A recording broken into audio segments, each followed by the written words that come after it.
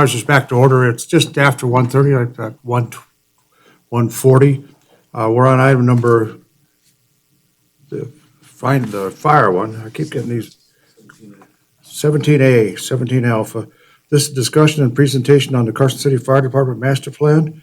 Sean, are you going to do that? You got some peeps with you here? We are, and I do. So thank you, Mayor. Mayor, members of the board, Sean Slayman, your fire chief. What we are presenting today for discussion is the completion of our master plan that we engaged on late last year. A master plan really is a vision and a look into where we are as an organization currently, basically what our threats and hazards and our levels of services are, and to create a plan on what our future needs are. Those are based on, and I'll leave that to the experts in a moment, but based on scientific measures and national standards and such. Ultimately, as a city, we are the ones that set our levels of service and decide what we can achieve and what we can live with not achieving, or how we can modify to meet those goals and objectives. In light of a busy workload, I'm going to turn this over. I'm going to introduce our panel, or our presenters, and then remain here for questions. So with me from Emergency Services Consulting International is Kurt Ladapow and Joe Parrott. And then we also have online on a call-in is Randy Parr. And so we have a short presentation, or a presentation to make, and then we will be open for questions. Take your time, folks. I mean, listen, we got a lot on the agenda, but I don't want to short shrift anybody, either any board members or any presenters or any of our staff from doing anything. So, as I said earlier today, if we need to take more time, if we need to move into the evening or reschedule this to continue tomorrow morning, we'll do that. But we're not going to give short shrift to people to do it. Which one is which there? Mr. Mayor, I'm Kurt Ladapow. This is Joe Parrott. Hi, Kurt. We'd like to thank the supervisors and the mayor and the department heads, the city manager. Everybody participated in the interview process, as well as some members of the community and fire department staff. That's pretty much how we kind of kicked off this particular study. The chief has kind of introduced the team a little bit. So Joe Parrott to my right. Joe has extensive experience, numerous years leading some pretty major projects, and has done the GIS analytical work and other work with me in this particular study. You heard the person that's called in is another member of our team. His name is Randy Parr. He's a CPA. We carry Randy on a lot of our projects in the West. And he's got a piece of this presentation as well. The individual that wasn't able to make the show, if you will, is Jeff Pashira. Jeff is actually flying air attack on fires down in Arizona. He did the risk section and a few other sections of your study. I can hear Randy now. So what the chief handed out prior to the meeting were some revised financial tables. And when I get to that portion of the presentation, we're going to have Randy work you through those changes. And once the meeting is over and I get back home, we'll tool up some edits and then get you the finished bound product. Oh, spacebar. So the chief kind of hit on this. The master plan's purpose and approach is to identify your strengths, your weaknesses, your risk, et cetera, and identify options for you to consider as you manage workload now and into the future. We believe it's an effective policy making and budget tool as you move forward, depending on how you move forward. Its intent is to maintain or enhance service as your community grows and has been growing. We heard a lot of interesting information from the mayor when we interviewed him when we were here a few months ago. It's not unusual for a department, for a community to transition into a strategic planning process from this, because your master plan is meant to look 10 to 15 years out, where a strategic plan is 3 to 5 years. So the evaluation, we use a lot of statutes, regulations, et cetera, in the evaluation, and this is consistent with the scope of work that was presented when we proposed to do this project for you. I'd like to highlight, and the chief has hit on it already, we don't rely on the years of experience that we all have, which exceeds, collectively the team exceeds 150 years of experience. We don't rely just on that experience. We utilize science and data as we develop and do the analysis of your community, of your risks, of your needs. So we're not a couple of those folks that says, we've been doing this for a long time and we think you ought to do this. No, all of our recommendations are backed up with data. Space bar. So this is your community, of which you're very well aware. You've got an urban core and a rural circle, if you will. When we did the study, your resident population was approximately 55 and some change, right at 145 square miles. All that is protected by your career fire department with 3 fully staffed stations, 1 seasonally staffed station. Normal duty day is 18, however, you have a minimum of 16, which the chief has already alluded to. As we look at the services provided, this is not an unusual menu.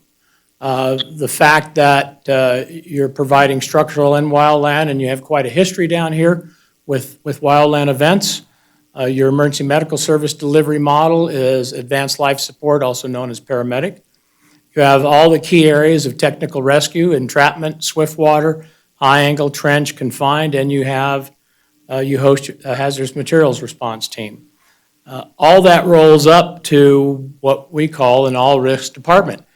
What also became very apparent as we were digging in and doing our work and talking with folks, this department is steeped in history of service to the community. And it's just amazing as we look at the community, go to the museum, talk with some of the Warren Engine Company members, the pride that comes out during those discussions.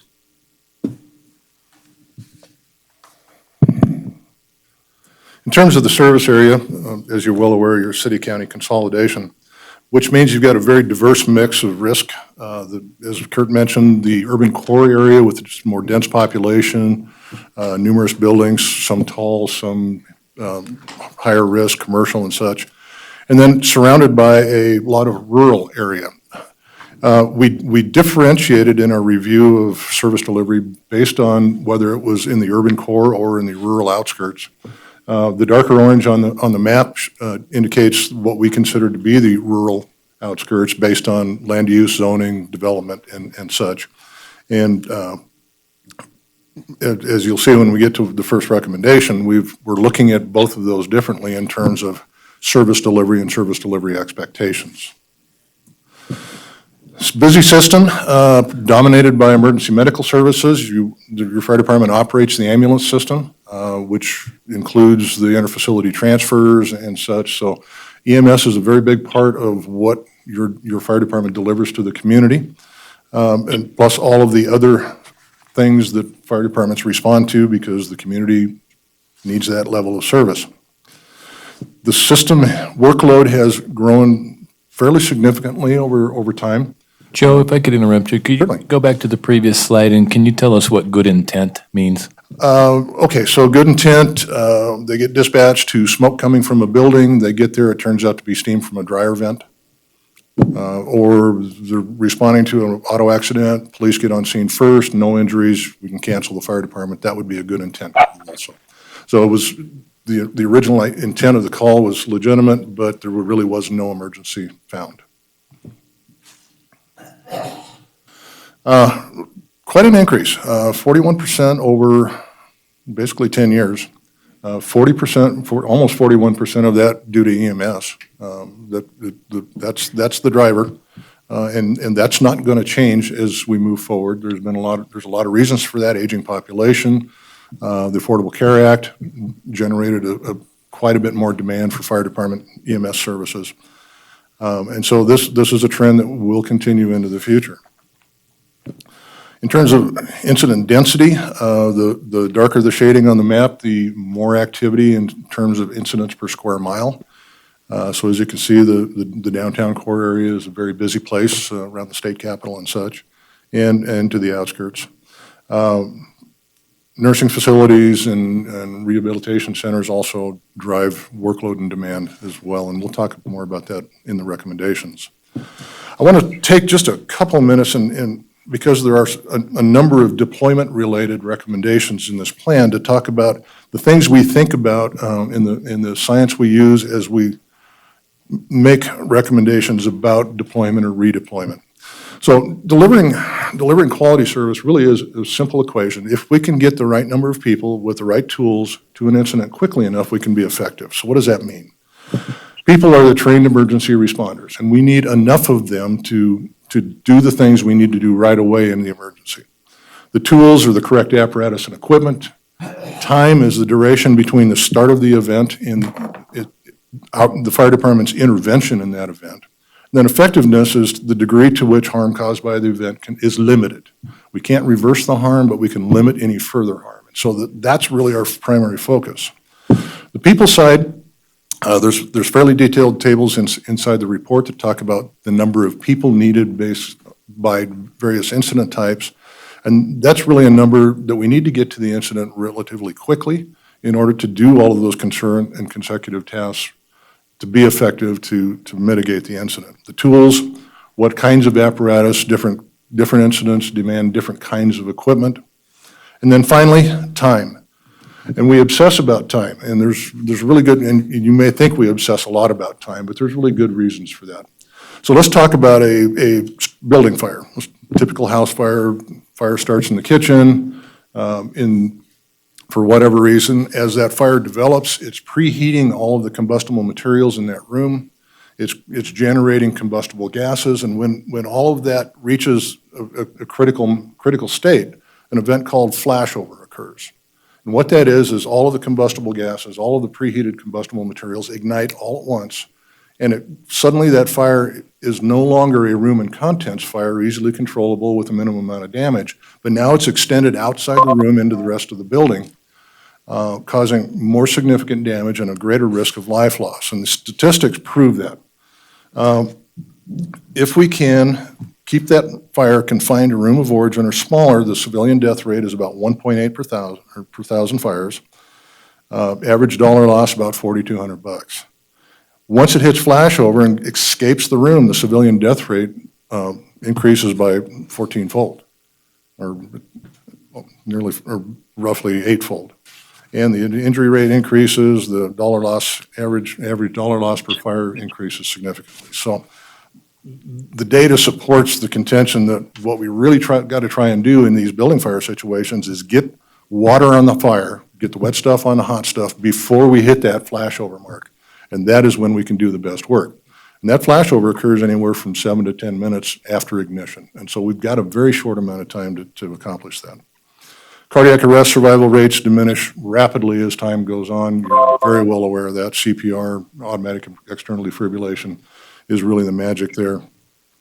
There's other emergency medical critical incidents, trauma, the golden hour from injury to surgery, STEMIs, ST elevated myocardial infarction. The science now is let's diagnose that in the field. Let's get them straight to the cath lab for the stents or the bypasses or whatever they need as quickly as possible. Respiratory compromise during entrapments and a whole lot of other things that just demand a really quick response time.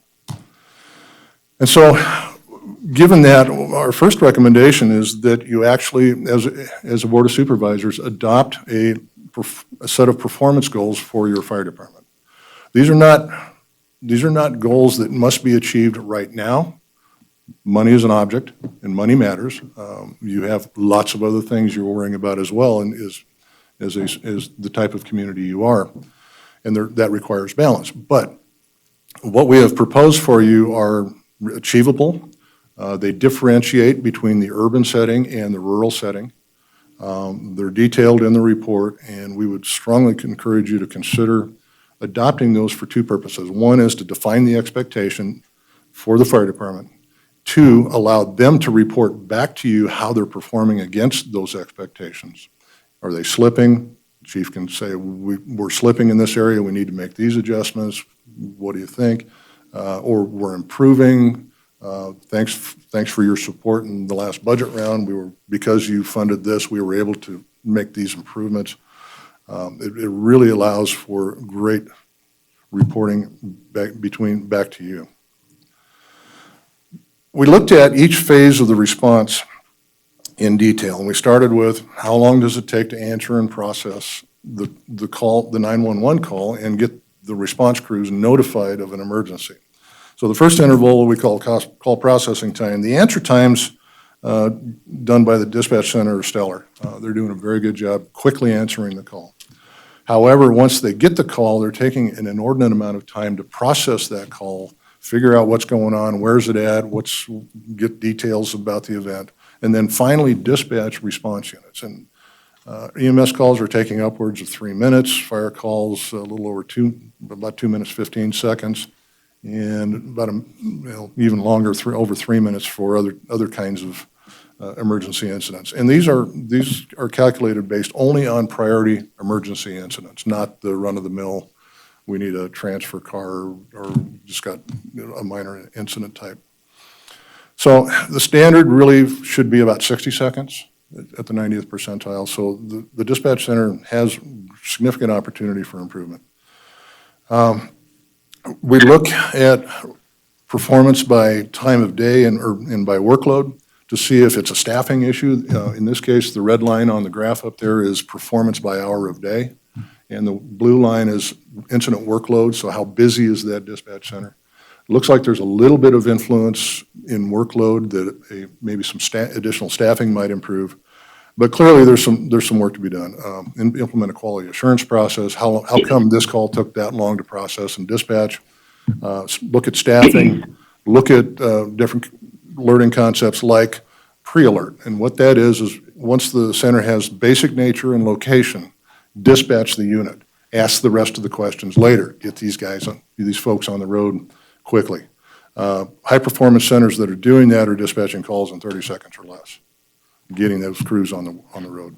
And there may be others. Certainly a visit to a high-performance center just to see how they're doing business would be of value.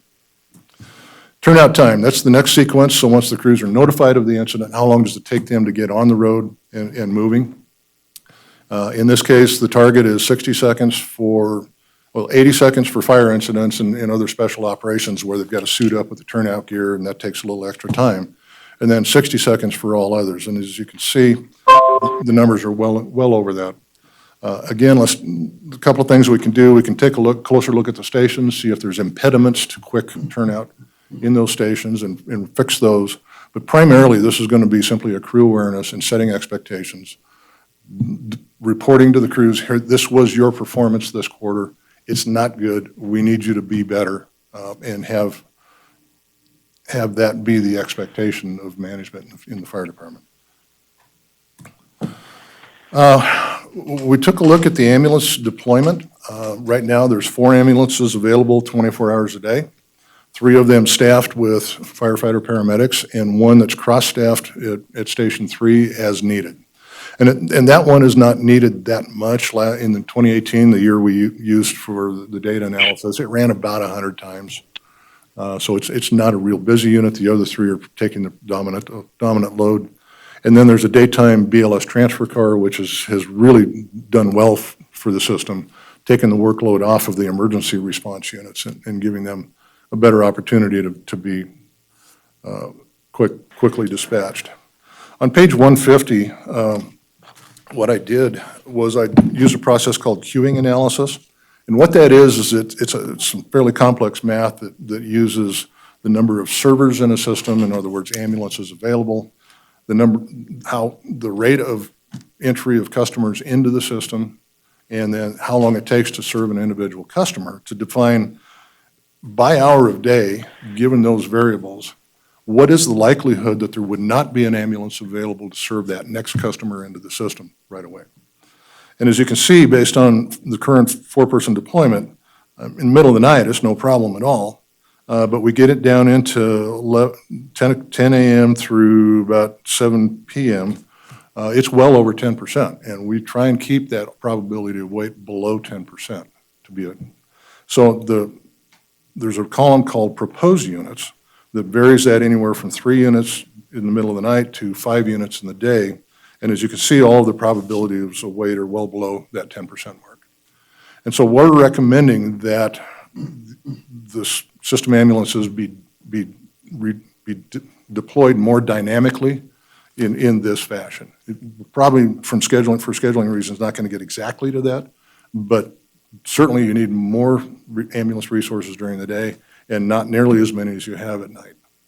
And so a greater balance is going to provide a better result for the patient.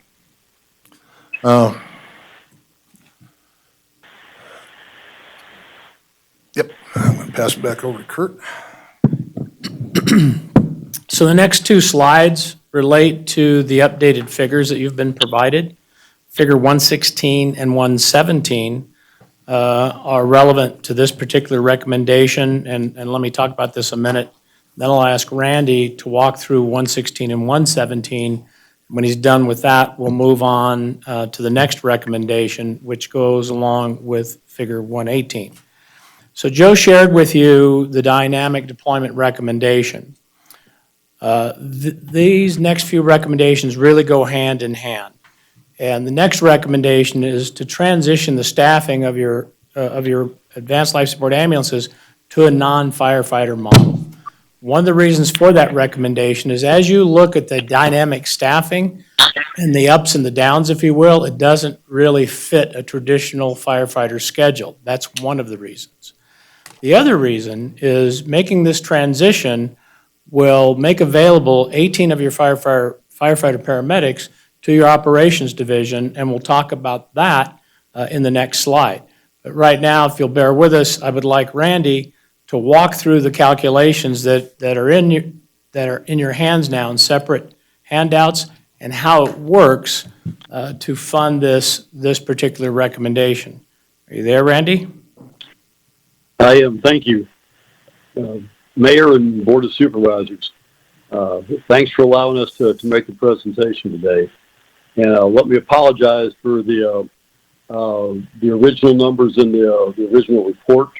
It was based on a misunderstanding that I had regarding the number of units to be, ambulance units to be staffed by the civilian employees.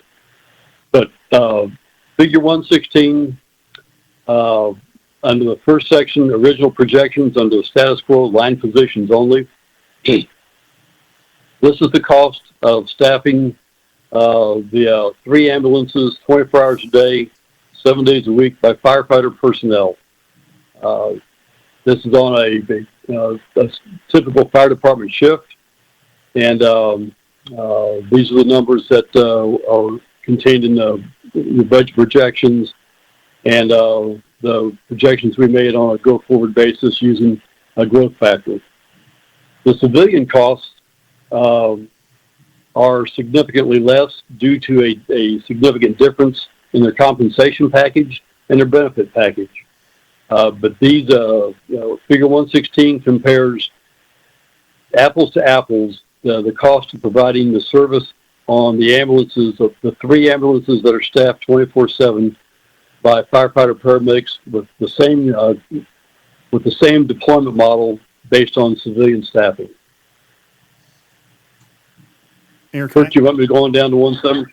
Can I You want ask me to a go down to 117? Hold on, Randy. Hold on, Randy. Yes, sir. Yeah, Randy, Yes. I just wanted to ask you a quick question. It could be to anybody here or to Randy. So obviously I've been out of the business for a number of years, but there used to be a Fair Labor Standards exemption for firefighters who could work 24-hour shifts without having to be paid overtime. It did not apply to civilian paramedics. Right. Does this model, is that still the way FLSA reads? And secondly, does this model reflect that we're paying civilian paramedics time and a half for those hours worked over the FLSA requirements? This is calculated based on the number of hours that need to be staffed, and it would result in a larger number of civilian employees to staff this model.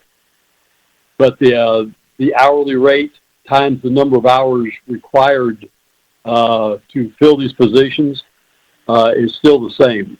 We know how much it's going to cost on a per hour basis for a paramedic. We know how much it's going to cost on a per hour basis for an EMT. Those numbers are significantly lower than your firefighters.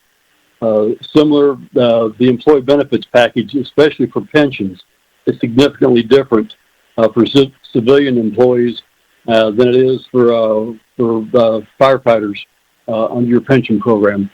Yeah, it's about a 12% difference. I got that. But so I guess I'm hearing you say then that you, in this model, are not talking about running medics 24-hour shifts. They'd either work, Oh, Eight, absolutely tens, or not. 12s. Absolutely not. right, 8, 10s, or 8, 10s, or 12s? 12s, or some combination thereof. Yes, sir. Okay, But their work week would be a 40-hour work week. And, Okay. and that's a great point to make, because the dynamic staffing model just doesn't align with 24-hour shifts. right. I mean, in some of the cases it does, certainly, but Yeah, the dynamic component of it where you're flexing during the high demand hours, obviously it does not. But right. I wanted to confirm those numbers were accurate relative to the FLSA and how you were going to staff that. Thank you. Nothing has changed with FLSA. Yeah, unfortunately. Figure 117, which I'll let Randy go through in a minute, this is the result of the implementation of this dynamic model, which, based on the work Joe has done and the analysis of peak times, et cetera, is pretty interesting. Go ahead with 117, Randy. Yes, 117, using dynamic staffing for the firefighters, we would need to increase firefighter compensation by about 100 hours, which is why you see the difference between the status quo section and the dynamic section. There's more hours required midday and toward the evening hours than they are currently staffing right now. So the number of hours per day would go up. Benefits would go up a little bit, and that's primarily for the Medicare taxes on the additional compensation. The civilian staffing on the dynamic side is based on the number of hours required to staff the ambulance units, basically on each hour. So we made a calculation that got us to where we had 2 paramedics for the first 6 hours of the day, 3 paramedics for the next 2 hours, then 4 paramedics from 9 a.m. to 7 p.m., and then 3 paramedics and 3 EMTs from 7 p.m. to midnight. And we made a calculation based on strictly the total number of hours that need to be staffed. And that's where we had arrived at our compensation for the civilian staff dynamic staffing model.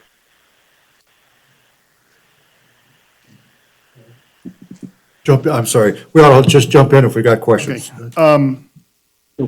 So on 117, am I understanding that you're talking about here dynamically staffing firefighters as well as civilian paramedics? Is that what? Just as a comparison, sir, we needed to have some sort of a way to do this apples to apples.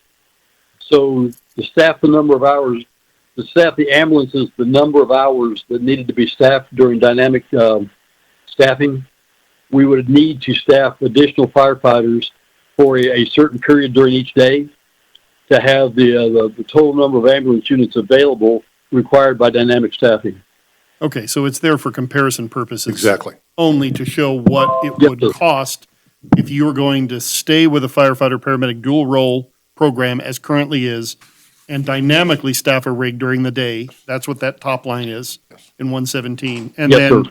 the bottom section is what it would be if you make the paramedic civilians. Yes. I'm assuming in all of this that you're keeping the dual role positions. In other words, firefighter paramedics would continue to be hired and staffed on fire apparatus in addition to civilian medics on the ambulance, correct? Okay, and Correct. Yes, sir. and then when you were talking about, you said 4 paramedics, 3 paramedics, you meant paramedic rigs, I assume, not individuals, correct? As you were discussing that? Correct. Okay, and Right. so It would be, the numbers you Go mentioned ahead. did not match the numbers that you presented on page 150. So the numbers that he talked through did not match the numbers that you have on page 150.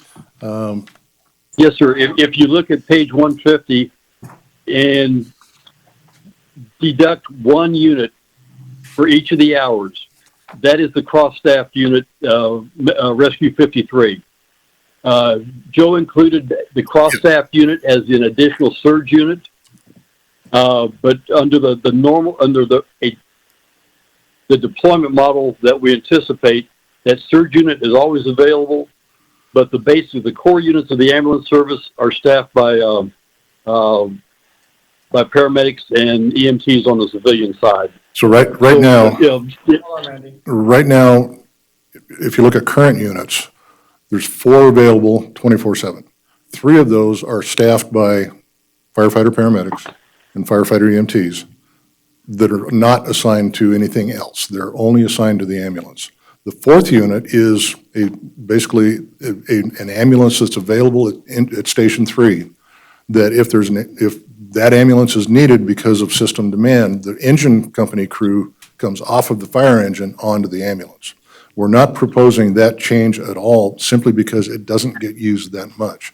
So in the proposed, the same thing, we would staff at midnight 2 dedicated ambulances with civilians and still use the cross-staffed unit from Station 3 as the 3rd unit. Okay, so you're actually decreasing the service level from what you have today? Well, only during those hours. Well, yeah. And But in that's this proposal, because, you're that's decreasing the because, service level at certain hours, but you're not increasing it at the other hours. yes. So let's walk through the proposed units column on the table. Because there is so little demand in the middle of the night, you have excess capacity in your ambulance system at night. That's a cost. There's a cost to that. It's not needed during those hours. Starting at 7 a.m., now we need the 4 units that you have now. 3 dedicated staffed ambulances and the cross-staffed unit in Station 3. Starting at 9 o'clock, you don't have enough units. We need to add more in order to get that probability of weight down below the 10%. So we're shifting resources from a time of day when you've got more than you need and moving them into a time of day where you don't have nearly enough. Yeah, I got that part. I guess what I was So saying is. I can't call that, did not. I'm hard pressed to call that a decrease in level of No, service. no. All I'm saying to you is that what I heard him say did not match what at least I thought, did not match what is on the proposed unit column on 150. Now, maybe I misheard him, but I thought he only got to the number 4 units a day. I did not hear him say 5. That's correct. The calculation for the amount of money it's going to take to staff ambulances based on the dynamic model. During the middle of the day when there's 5 units needed, 4 of those would be dedicated staffed ambulances. The 5th, as it is now, would be the cross-staffed unit at Station 3. That's no different. And so, yeah, the numbers he shared, and the same thing for the current, the firefighter model. If you look at the figure 116, the money in that is for 3 units for firefighters, and then the 4th unit is the cross-staff unit for Station 3. I got that. It's just, okay.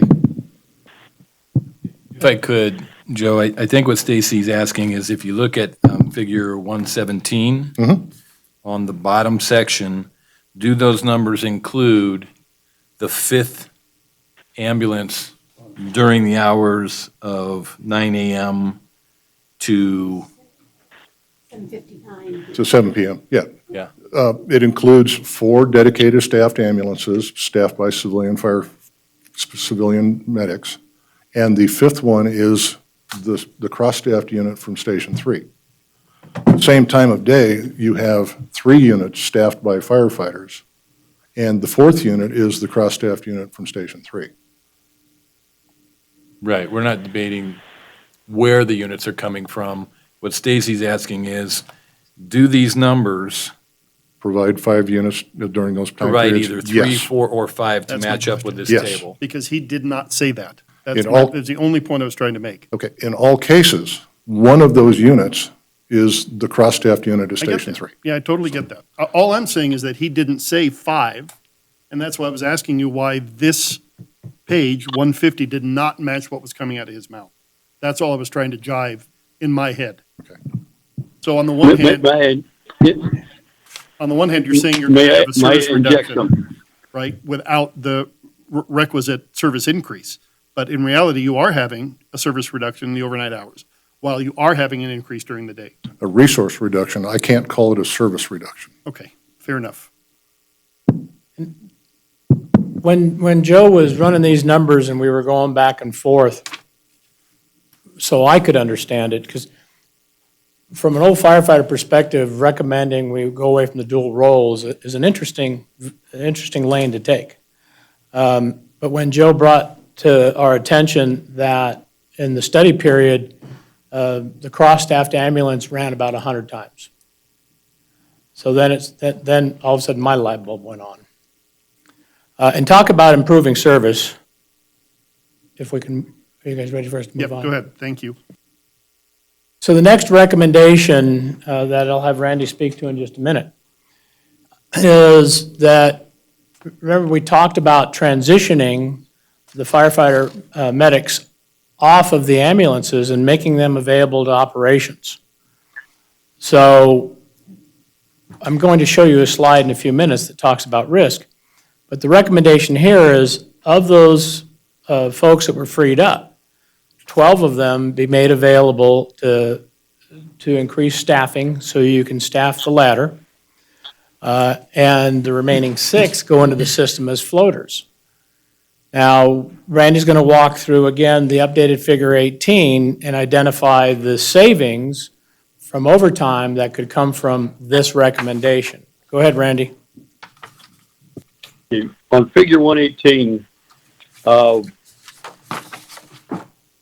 the cost of moving these 6 firefighters into an operational mode off of the ambulance would be $698,841.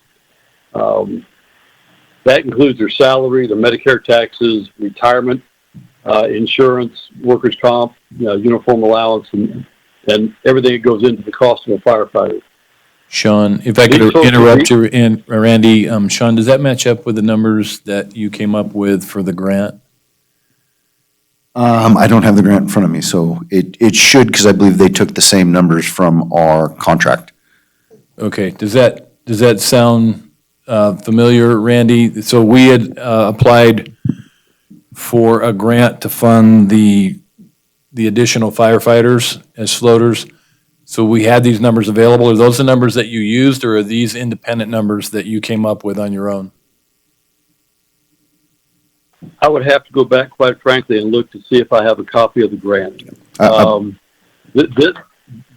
These numbers that I do know come off of your salary schedule, your approved salary schedule for 2021. We used a step 2 firefighter paramedic compensation in 2021 as our compensation amount to come up with the annual salary cost. And then the various calculations are based on the averages spread over your entire deployment model for your fire department. Where we go with this, though, is there's scheduled hours of 2,912 hours, of which there's 132 hours of vacation, which allows these firefighters to cover 2,780 hours of overtime. Since there's 6 of them, that's 16,680 hours of overtime. That if we do a similar calculation of 16,680 hours times the firefighter 2 paramedic 2021 pay rate of $25.72 and a time and a half rate of $38.58, all the calculations considered, it's a total overtime cost reduction of $810,000 for a net savings to the department of $111,267 to make this transition. So in essence, the reduction in overtime pays the cost of the 6 firefighters that will be the floaters. So I can I can just comment a little bit. It's not a one-for-one with the grant that we put in. Those were, if I recall correctly, had to be starting firefighters. Correct. And some expenses could not be reimbursed by the grant. So I remember some of the items were ineligible under the grant requirements and also we couldn't get escalators in the grant for the Correct. next year's increase where they have properly escalated these costs. So I think this one's probably a more accurate table. And why was a step 2 firefighter? Do we have a bunch of step 2? If, I'm just questioning one thing is, if I'm going to be taking them off of the ambulance, so those are current employees that would be shifted. I guess, do we have 6 that we would be shifting that are step 2s?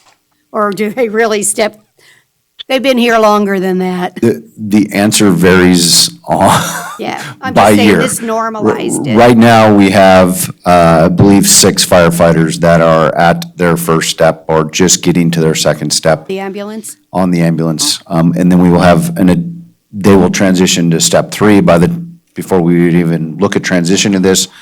But we're looking at replacing 4 retirements in this next academy, so we'd be back to 4.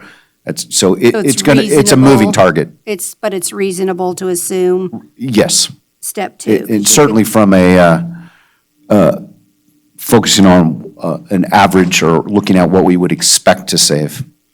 And it would work anyway because their pay rates would be correspondingly different in the overtime if they were step 3s or step Right. 4s. So I think the chart makes sense that way. And I think that brings up a point that I usually make at the beginning. I apologize for backing up just a little bit. The study's a snapshot in time. It's the way it was when we were engaged in the report. To answer your question, Mr. Supervisor, we did not look at the grant. We intentionally wanted to build it from the ground up. So I saw a blurb, I think, in one of the local bulletins that we get that you had applied for the grant. Well, cool, but we did not use that information. Do you have any more questions on this recommendation before I move on, do. Supervisor? I'm looking at this and trying to figure out why is the jump from FY '24 to FY '25 so big? At the bottom line, the net savings, why is that savings so, it's a $37,000 difference roughly from FY '24 to '25, and the other years are like $4,000 $3,000 to $4,000 difference. Randy?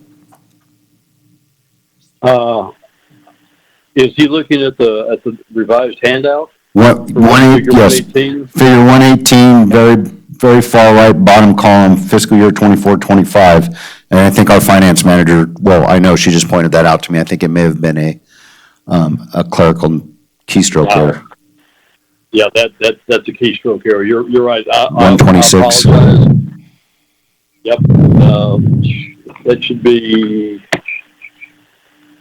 Should be 126. Okay, I It should be 126, 136. I want my junior account back. 126. Oh, yeah. Thank you.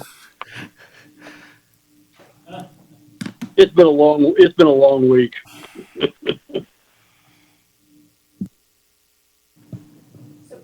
May I ask then, so kind of when I look at these 2 tables, and maybe there's a third table, or I'll just do the math myself, but if I were to look at status quo today, which is the top line of 116, and indicate that we're going to go to the bottom line of 117, the dynamic civilian, the reality of holding things static means we're going to save $701,375. I mean, I understand what you were doing in 117 in the top line, but the reality is today I have the top of 116 and you're recommending I go to the bottom of 117. So for the public or anyone or us trying to make decisions, if we're gonna go to dynamic, the objective is we could save $701,375. But what I'm missing in the chart, and maybe I have to go back and read, the top line of 116 is 18 employees? Is that correct? That's staff? Yes. Currently staff? And your civilian staffing on the bottom of 117 is how many employees? We calculated it based on the number of hours worked. I did not calculate that based on the true number of employees.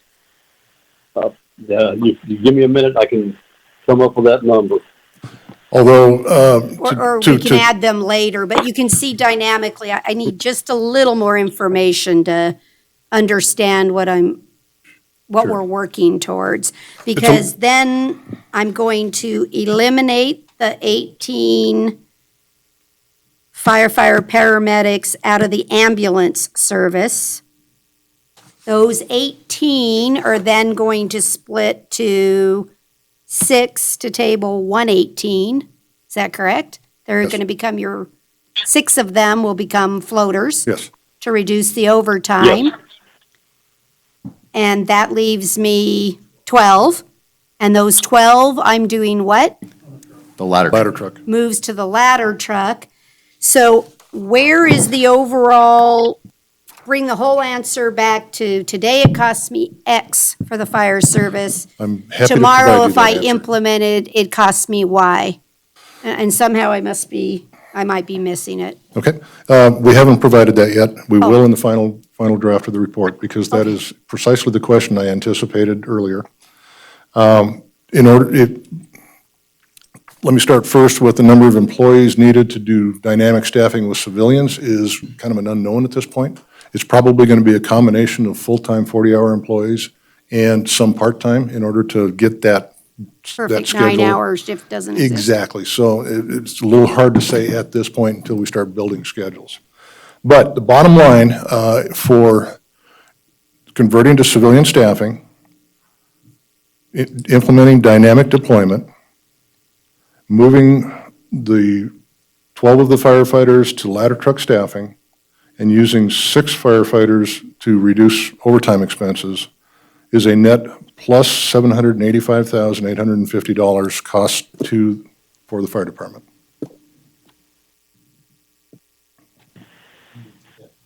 $785,850 cost. So let me walk through that one more time. To move to a civilian staff dynamically deployed ambulance model and move 12 of the firefighters onto the ladder truck to staff that unit 24/7. That's 785,000 savings or increase? Cost. Additional cost. Additional cost? Yeah, this will cost you more money to do all of this, but far less than it could have without the civilianization of the ambulances and such, and the overtime savings. But that's without any new stations. Correct. Which, Which is next. so one of the, I know, but one of our discussions truly is the option of doing the dynamic ambulance service as civilians and moving the 18 to a new fire station. To be able, I mean, everything is timing and everything is what we're trying to accomplish, because we're gonna have to do the fixed asset of building a fire department, and then we're gonna have to staff it with 18? Correct. Close, I'm close.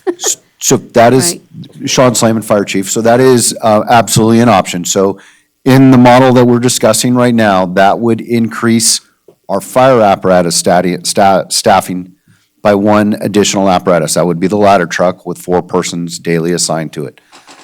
Essentially, if through capital purchase, we build a new fire station, which we are looking at, we would have the option initially to look at moving a ladder truck or an engine company existing, no additional staffing to that, and then we would still have all 4 stations with 24/7 coverage with firefighters in them.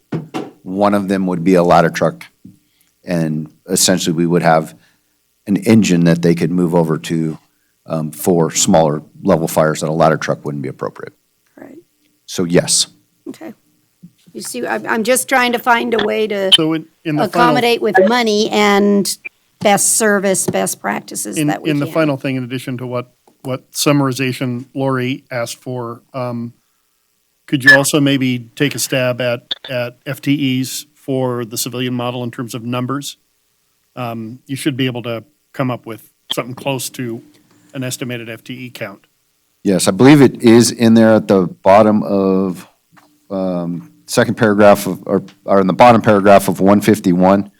I'm looking at 35 positions minimums to required to move to the staffing models to cover the 73,000 hours.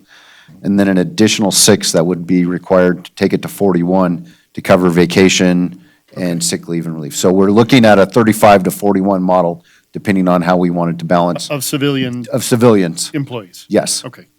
and that. Thank you. If I may, that calculation was based on my original assumption, and it will be significantly less than that. Based on just staffing the appropriate number of hours, it takes 27 full-time employees to staff just the hours, regardless of how the hours are allocated. But that gets us the appropriate number of hours necessary to staff it. Okay, regardless, that'll be updated. Jump in, John. Thanks. John. Yes, sir. It'll be updated.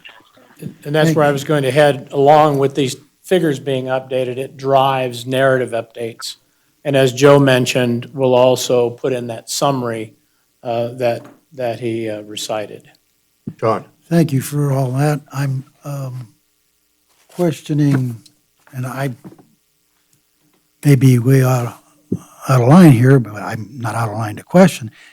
We're talking about the ambulance, 80% of what you showed earlier. And when you go to civilian staffing, is there a guarantee we won't have a drop in level of service? They're going to be staffed as they are now. The difference is there'll be non-firefighters, so there'll be a paramedic and an EMT on the ambulances. The surge unit will have firefighter, paramedic, and EMT. Understood, but, I'm being too simple when I say you get what you pay for. Am I asking a question that's not relevant? No, it's a very good question, and one that I've heard numerous times. That's the quality of care. A civilian paramedic and a firefighter paramedic are required to pass the same tests, required to go through the same school, and they are trained and certified at the very same level. I have a number of friends who are civilian paramedics, and they are just as dedicated to their service as anybody in the fire department. That's primarily a management issue. If we have underperforming paramedics, then they need to be made to perform better or be replaced. There are, can I just highlight that which you guys haven't covered, and maybe you will, but going to civilian paramedics does a lot of other things too. It saves, which I don't think is indicated in here. It saves on PPE costs, so you're not spending like $3,000 to $4,000 in employees. It saves on PPE costs. Obviously, there's the retirement cost. There's the cost right now that you have with having to maintain certification of the firefighters in specific technical components that don't have to happen. So if you have a single role civilian paramedic, the level of training they need and the time away from their job to get that training is less than it is for a firefighter paramedic because of the dual role necessary. So there are other benefits that are difficult in some cases to quantify in terms of value, direct hard costs. Maybe this is too personal to me. At age 78, I'm probably worried more about the EMT being good than I am the firefighter, but Yeah. I understand both need Well, to be good. you want them all to be good, so. And if I may, again, Sean Slayman, Fire Chief, another benefit that we haven't really touched on is this becomes a huge recruitment tool for the organization. As we get to identify paramedics and EMTs that want to remain on the ambulance side, but those that want to become firefighters, I would also expect to significantly increase our ability to recruit diversity within the organization, as it is very difficult to find somebody to go through the paramedic process and to go through the firefighting process. Typically, they get grabbed up fairly early. And for an example, we are just completing a paramedic recruitment, and we have one female that is on the eligible list out of original 80 applicants. So this would significantly improve those capabilities for us, and that's another reduced costs or benefit to the citizens in the community. If I may, we had this model before, right? We used to have civilians on the ambulance. Yeah, in 1977. Right, but I'm just saying it answers were- that question. yeah. We didn't have performance issues I- of the paramedics not caring about the Yep, patients. actually, we did. We did? We did. Then why are we going to this? Well, because it was a for-profit company that was operating the ambulance Oh, service. not the fire department, Right. never mind. Never been, the city has never had civilian paramedics. Yeah, and I came out of that City has model. never had civilian paramedics. The The only former- time there's been civilian paramedics in the community going back before the fire department took over is with private for-profit companies. That's what prompted my question. I came from where it was Yeah. a for-profit company doing the ambulance. Correct. And if I might add, as we looked at the model and as Randy was building the updated figures, it's my opinion, having been a civilian paramedic and then a fire paramedic, you guys, from a recruitment perspective, are going to have a leg up on anybody in the area. So why did we recommend the latter? As Supervisor Gilmy knows, the department's had a ladder for quite some time. I believe it was a Quint. And you recently acquired a really nice Tillard ladder. When we do master plans and other studies, we do a fairly deep dive into risk. And we pull records from ISO that has their most recent evaluations, which gives us multi-story buildings. It gives us high fire flow buildings, those buildings that require high fire flow, a big demand. And then we truth them up with the organization. So these two maps show you your risk from a multi-story building perspective and a high fire flow building perspective. And if you'll notice, I mean, you all know your city. Obviously, I've been down here, up and down over the years for meetings, et cetera. Your core has some pretty good risk. I mean, you protect the state capitol, and thank you very much for doing that. I'm a resident of Nevada. However, you've got some multi-story buildings in that core, you've got some high fire flow buildings in that core, and all those lead to a very strong recommendation that you have a staffed ladder truck. Not a cross-staff ladder, but a dedicated ladder. What that will bring to you from a resource enhancement perspective is a whole lot of additional tools. It will give you the ability to effect rescues above the third floor. It will give you the ability to apply aerial master streams when you have the large fires. And it will give you the ability to enhance your protection in that core. So as we were working through all these recommendations, it was interesting to see them start to come together all at once. Because, okay, you need a ladder. How are you going to staff the ladder? The dynamic deployment model is just outstanding. And so the light bulbs are now going on, and that is why we brought forward, and in the master plan, it actually talks about these recommendations being linked, because in our opinion, and based on the data and based on the science, they all work together to improve service. So this is why we're making that recommendation for that staffed ladder truck.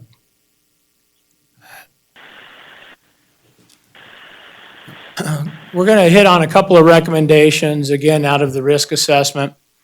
And this one that you'll find in your packet didn't change. So in the analysis period, was identified working with your fire marshal and his staff.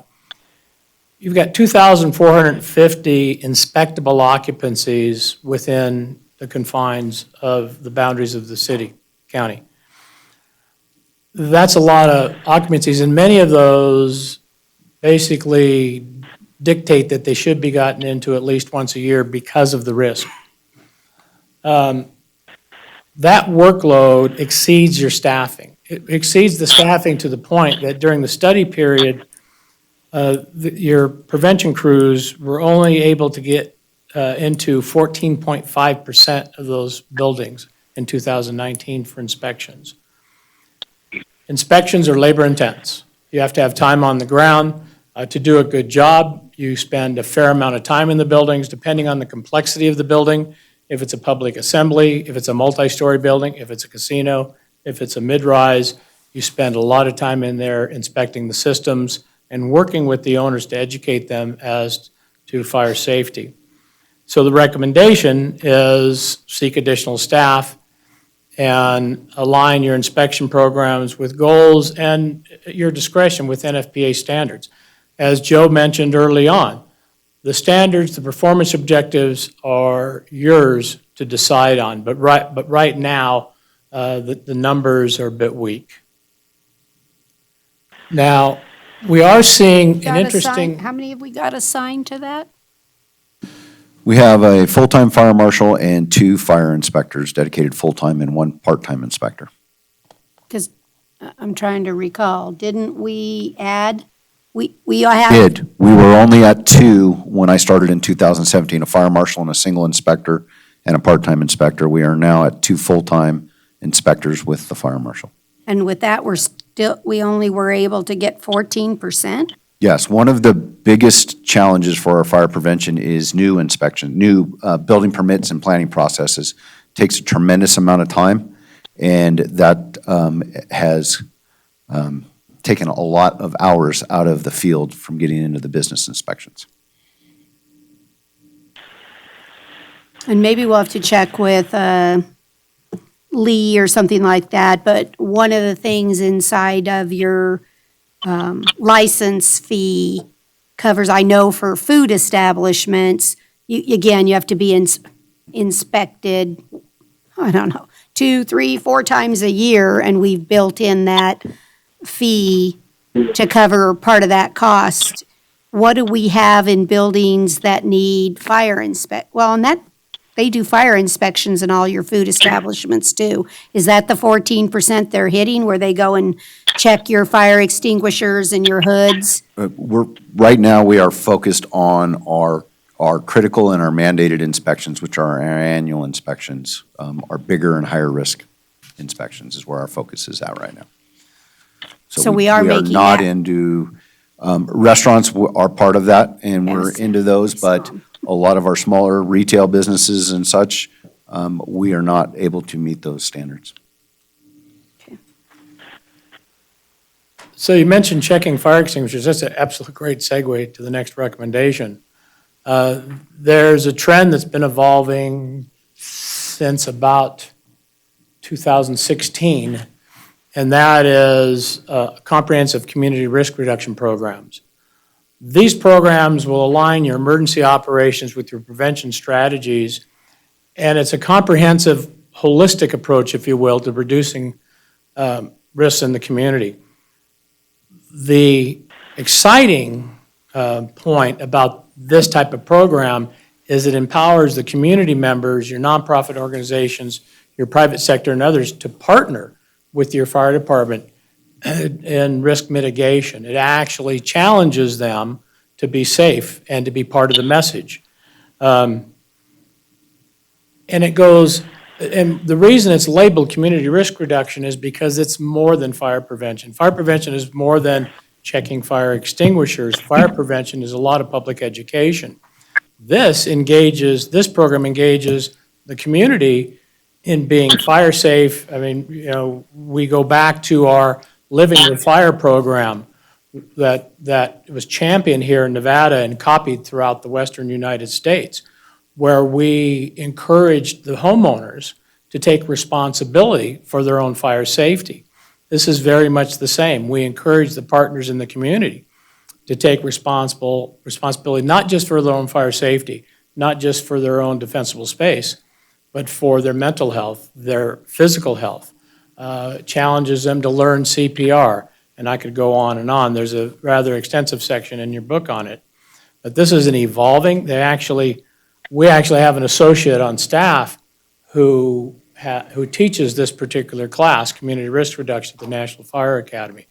So I'm pretty high on it. When I was working fire chief, I sent 3 of my staff to the program, and we began to implement it in our community. So that is a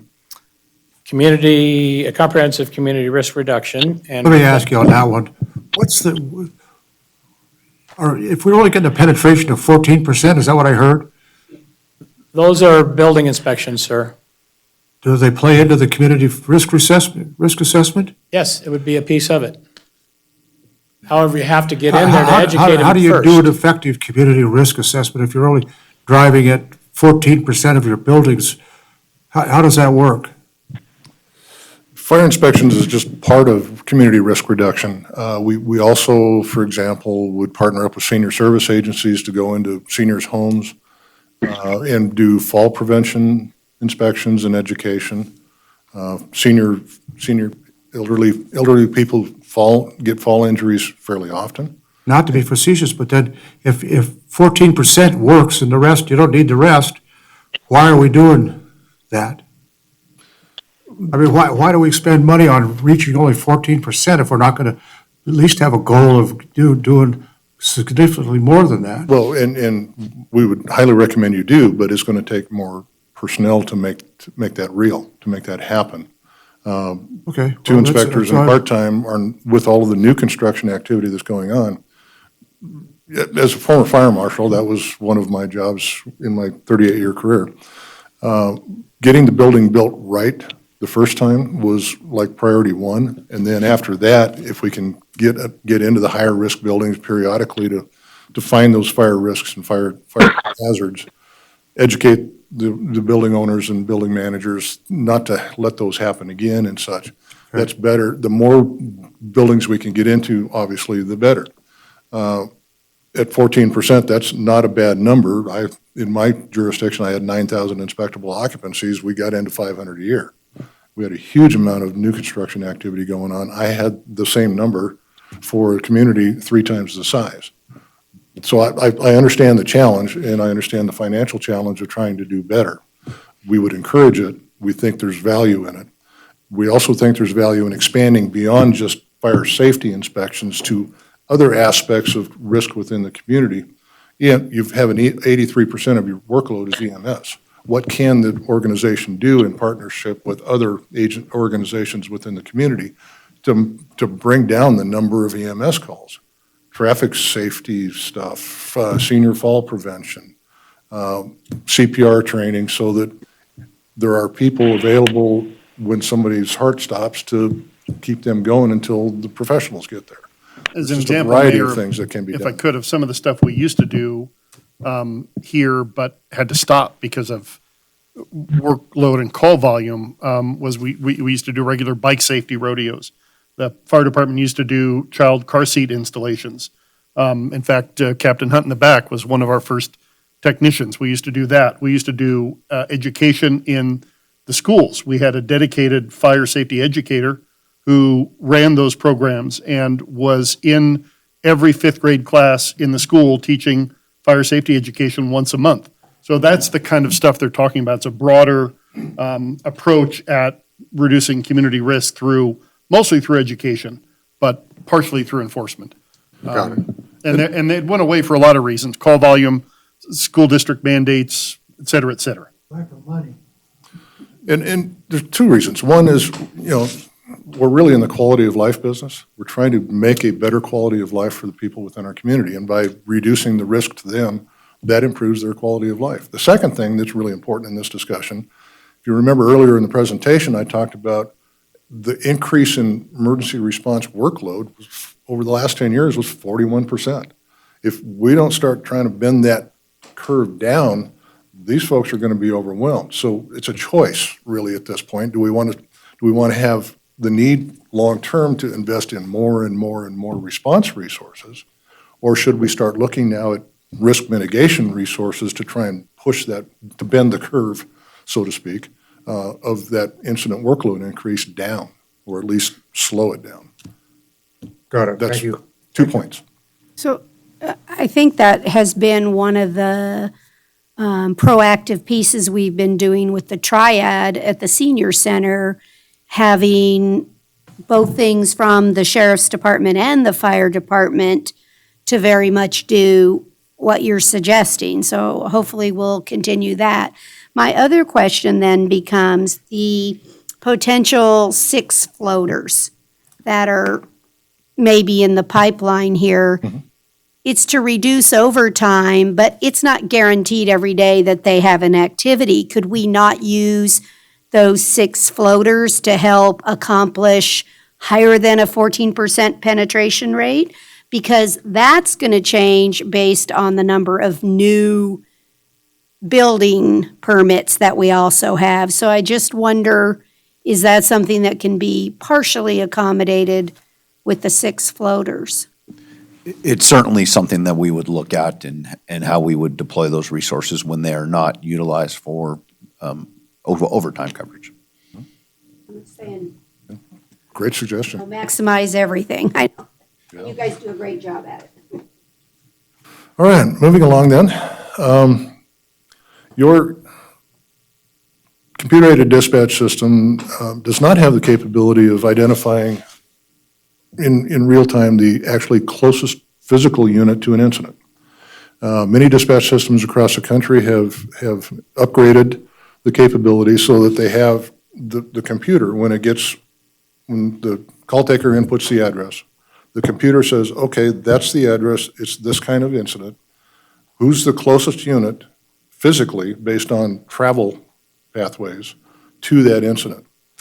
And that's the unit that should be dispatched, not the one that's assigned to that station area, but the one that's physically closer. It may be an engine from a far different station that just happens to be passing through that area, getting from a call or heading to the training center or doing something that is physically closer.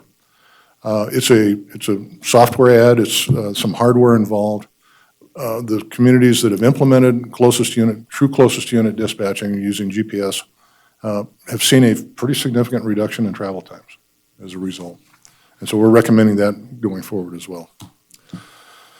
I can clarify. So what you mean is, whatever, ambulance is on the call, they're on their way back to their home station, and another call comes in, they could be dispatched to it instead of station ambulance 2. Right, the computer does an instant calculation looks at every available unit and says, that one's the closest, let's dispatch that one. Sean, doesn't the new, before I was leaving, we were looking at converting to the new Tiburon system, and it had AVL built into it. We just didn't activate it. Yeah, I've had some conversations with our IT department and dispatch, and the estimated upgrade is around $40,000 right now. Which is a bargain. Make it live. Tying to that, we are looking at about a 4 to 5 year window where it would be due time to replace the CAD completely. Regardless, though. Regardless. I mean, forget So- the AVL. Yes. That, you're looking at 4 to 5 years anyway. Yes, So it's about $10,000 a year if we did it right away. correct. Thanks. So does that software also have the ability to, if there were 3 units dispatched to, say, an accident or a fire, does it have the ability to determine that one of those units is now free and can be dispatched? Yeah, if it was no longer needed on that call, Right. yes, it would immediately basically go from a red light to a green light, to make it in simplistic terms on the computer screen, and that green light means it's available in that area that it's immediately at. Okay. And maybe even besides the 10,000 cost that it would be to implement sooner, it also starts the training sooner. Correct. of people understanding how it works, because I have to imagine It's that's a not going to change. go The super reali- the smooth right reality is- away. The reality is most of, and I don't imagine this has changed. The units are doing it themselves. They are. They're just not, it's just not automatically calculated, right? So if I'm the captain on an engine and I'm returning to a call and I'm housed at Station 53 at the south end of town and I'm leaving the hospital and there's a call at Winnie and Carson, they're going to jump it. They're going to take the call. But it isn't automatic. That happens several times a day. Yeah, that's not uncommon. It's awkward at times, but it's So not. we might not get as much gain as we think because it's actually happening. Yeah, it'll be some gain, but it won't be, I mean, I personally don't think it'll be a huge gain. Okay, thank you. But probably worth, I mean, 40 grand, relatively speaking, over 4 or 5 years is a fairly small amount. Again, mentioning the increase in response workload over the last 9 or 10 years, primarily related to emergency medical. We know that there's several things going on within the system. One is every call is dispatched identically to every other call. An engine and an ambulance always respond to each and every medical call. That's not necessary in all cases. The lower acuity calls, it may be, if a transport is imminent or if transport is likely, just send the ambulance, leave the engine in quarters. If it's not likely to be a transport, maybe it's a lift assist or something like that, send the engine, leave the ambulance in service. So prioritizing calls and dispatching the appropriate resource rather than the same resource all the time is one of our recommendations. And did that change, Sean? No, the majority of that exists today. Okay, What- I'm just curious that Yes. you mentioned it. It's almost Yeah, there as though are, it's not happening. there But are call types where only an course. ambulance is dispatched. There are call types where only an engine is dispatched for a lift assist, for Right. example. And we want to make sure that continues and even is strengthened as appropriate. Community paramedicine, there are a number of people within the community who are use the system a lot. And having an alternate resource that can go see them periodically, check in, how are you doing? Are you taking your meds? Let's see how your vitals are doing. Help keep them out of the 911 system by helping them be healthier with some counseling and support. Where are we on that? Are we doing that right now, Chief? We are not. We do not have the resources. We have had general discussions with the hospital on that. Yeah. We're both very interested. It's finding a funding mechanism, i.e. the insurance companies, to do that, because that is where the ultimate cost savings is we're not transporting to an emergency room because we've prevented it. Right. Or we're able to take them to an urgent care versus a hospital. Those are wins on both ends, but right now it is fiscally restrictive. and Okay. it's The hospital also, has some if I may, incentives. I'm I was sorry, go just ahead. going to say, it's also restrictive under state law in a lot of instances because it's a scope of practice issue. In some instances, a paramedic can't do what needs to be done because it's not within their scope of practice without having a protocol in place that allows for it to go on. So the costs that Chief Slayman's talking about is either having a nurse practitioner or a PA who's involved in the program, who the paramedic can connect with. And there are some programs in some states where they're allowing that, but they also need some permissive language in state law to allow that to work the way it should. You know what else? We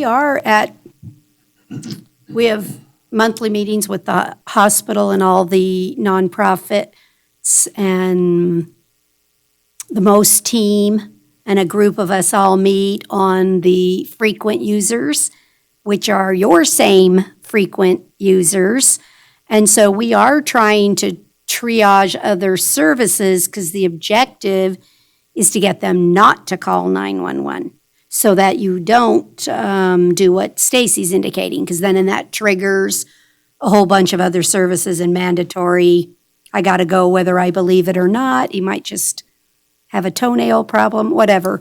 But I see that really starting to work because we concentrate on the top 20 high utilizers every single month and try and get them down. And I'm seeing huge reductions in, patient X was seen 21 times last month or calls for service, and he's down to 3.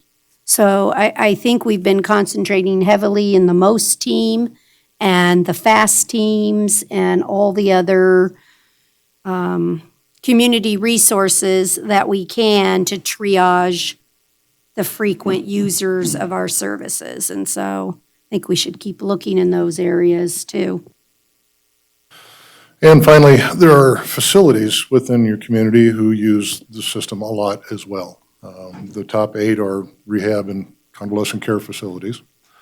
This map shows kind of by gradation for a number of times. You know, there's one that called for fire department services 346 times in 2018.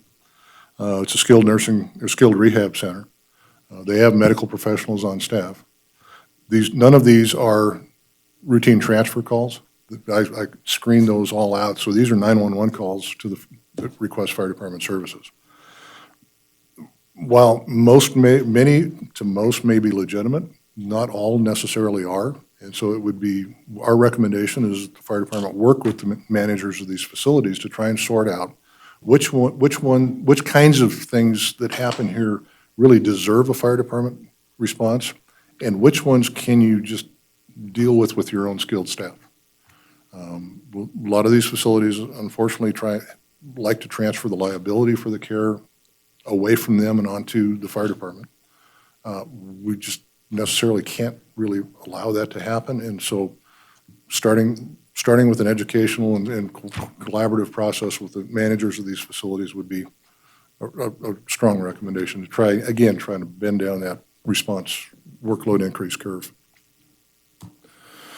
Okay, the big money item, the 2 new fire stations. Last one we'll talk about.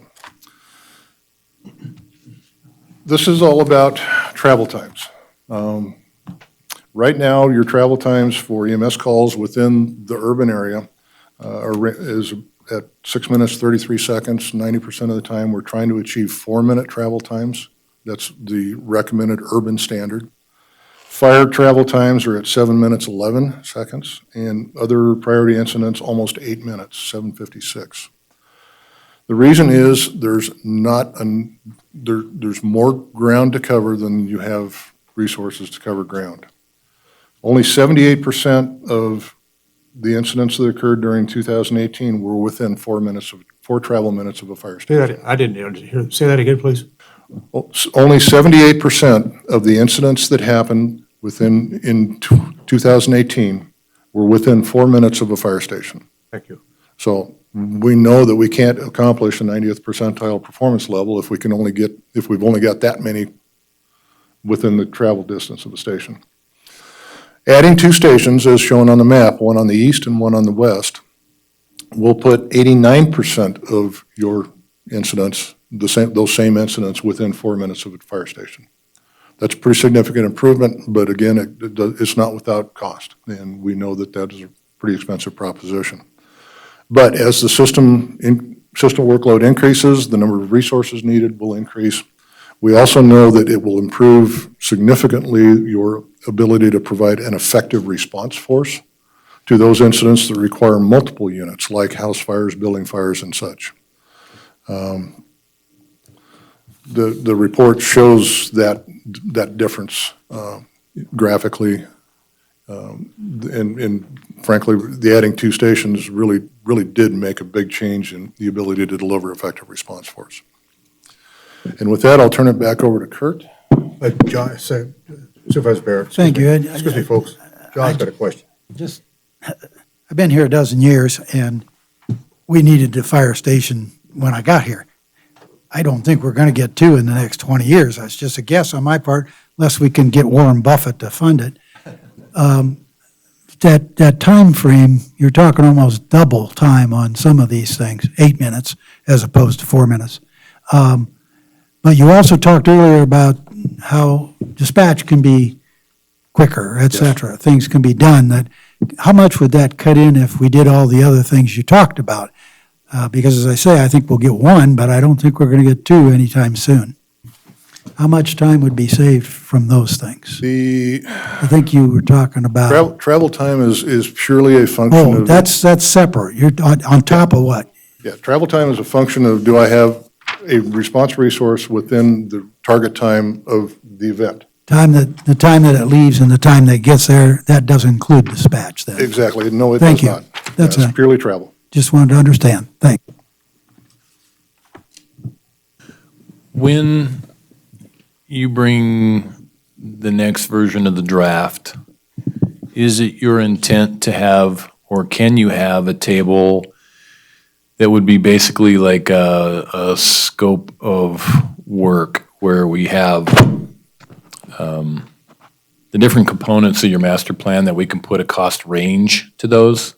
I know that we're way too early in the process to be able to put a finite cost to them, but I'm sure that you have industry standard information where we could put a cost range, because what I'm reading through here, you start adding up these totals with the additional staff to go to the dynamic model of an additional cost of 700 and almost 90,000. Building a fire station is going to be 6, 7, 8 million. We were under the understanding that the staffing cost for a fire station would be about 2.5 to 3 million. Using your numbers, it looks like it could be significantly higher than that. It would be very helpful to me to get an idea of what all these components, what the costs are, so that we kind of have a menu to look at for planning purposes. Because right now, it's really difficult to look at all these recommendations and determine where the priorities should be. I mean, there's a lot to digest here. Oh, absolutely. Is it response time? Is it efficiencies? Is it capital needs? So having some cost ranges would be very helpful for me, at least. We've done two things in this report. One is we've suggested which recommendations ought to be done in the short term, the midterm, and the long term. And fire stations are clearly in the long-term section. We've also, to the best of our ability, and with the assistance of the fire department and others, tried to put those costs in at the conclusion of each of the recommendations. So, for example, the estimated cost to staff a fire station with an engine with a minimum complement of 3 personnel is basically $1.2 million. Plus, and we also have the construction costs and such in here as well. So most all of the recommendations that we could assign it a dollar cost to have that already included. But if we could have one table showing us We the can, whole yeah, we can put the page recommendation numbers, itself. right, and here's how much, so we can look at it as a cafeteria Yeah, we style can do that for you. picking. Absolutely. Thank you. So that concludes our presentation. The exchange during the process has been very beneficial for us. We've made notes. I know the chief has made notes. We'd like to thank you for allowing us to spend more than an hour presenting this to you guys. I know you have a full agenda.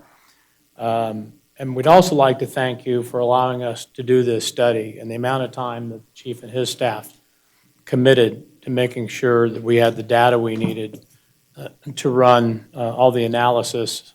We will be updating the final draft with the figures, the narrative to match the figures, the matrix, as well as the summary that Joe presented. Moving past this, I'm not the kind of consultant that recommends a study after another study after another study. But as I said in the beginning, the natural progression would be a strategic plan, and that helps the prioritization and really starts to narrow down the costs. With that, we're open to any additional, we'll try to answer any additional questions you may have.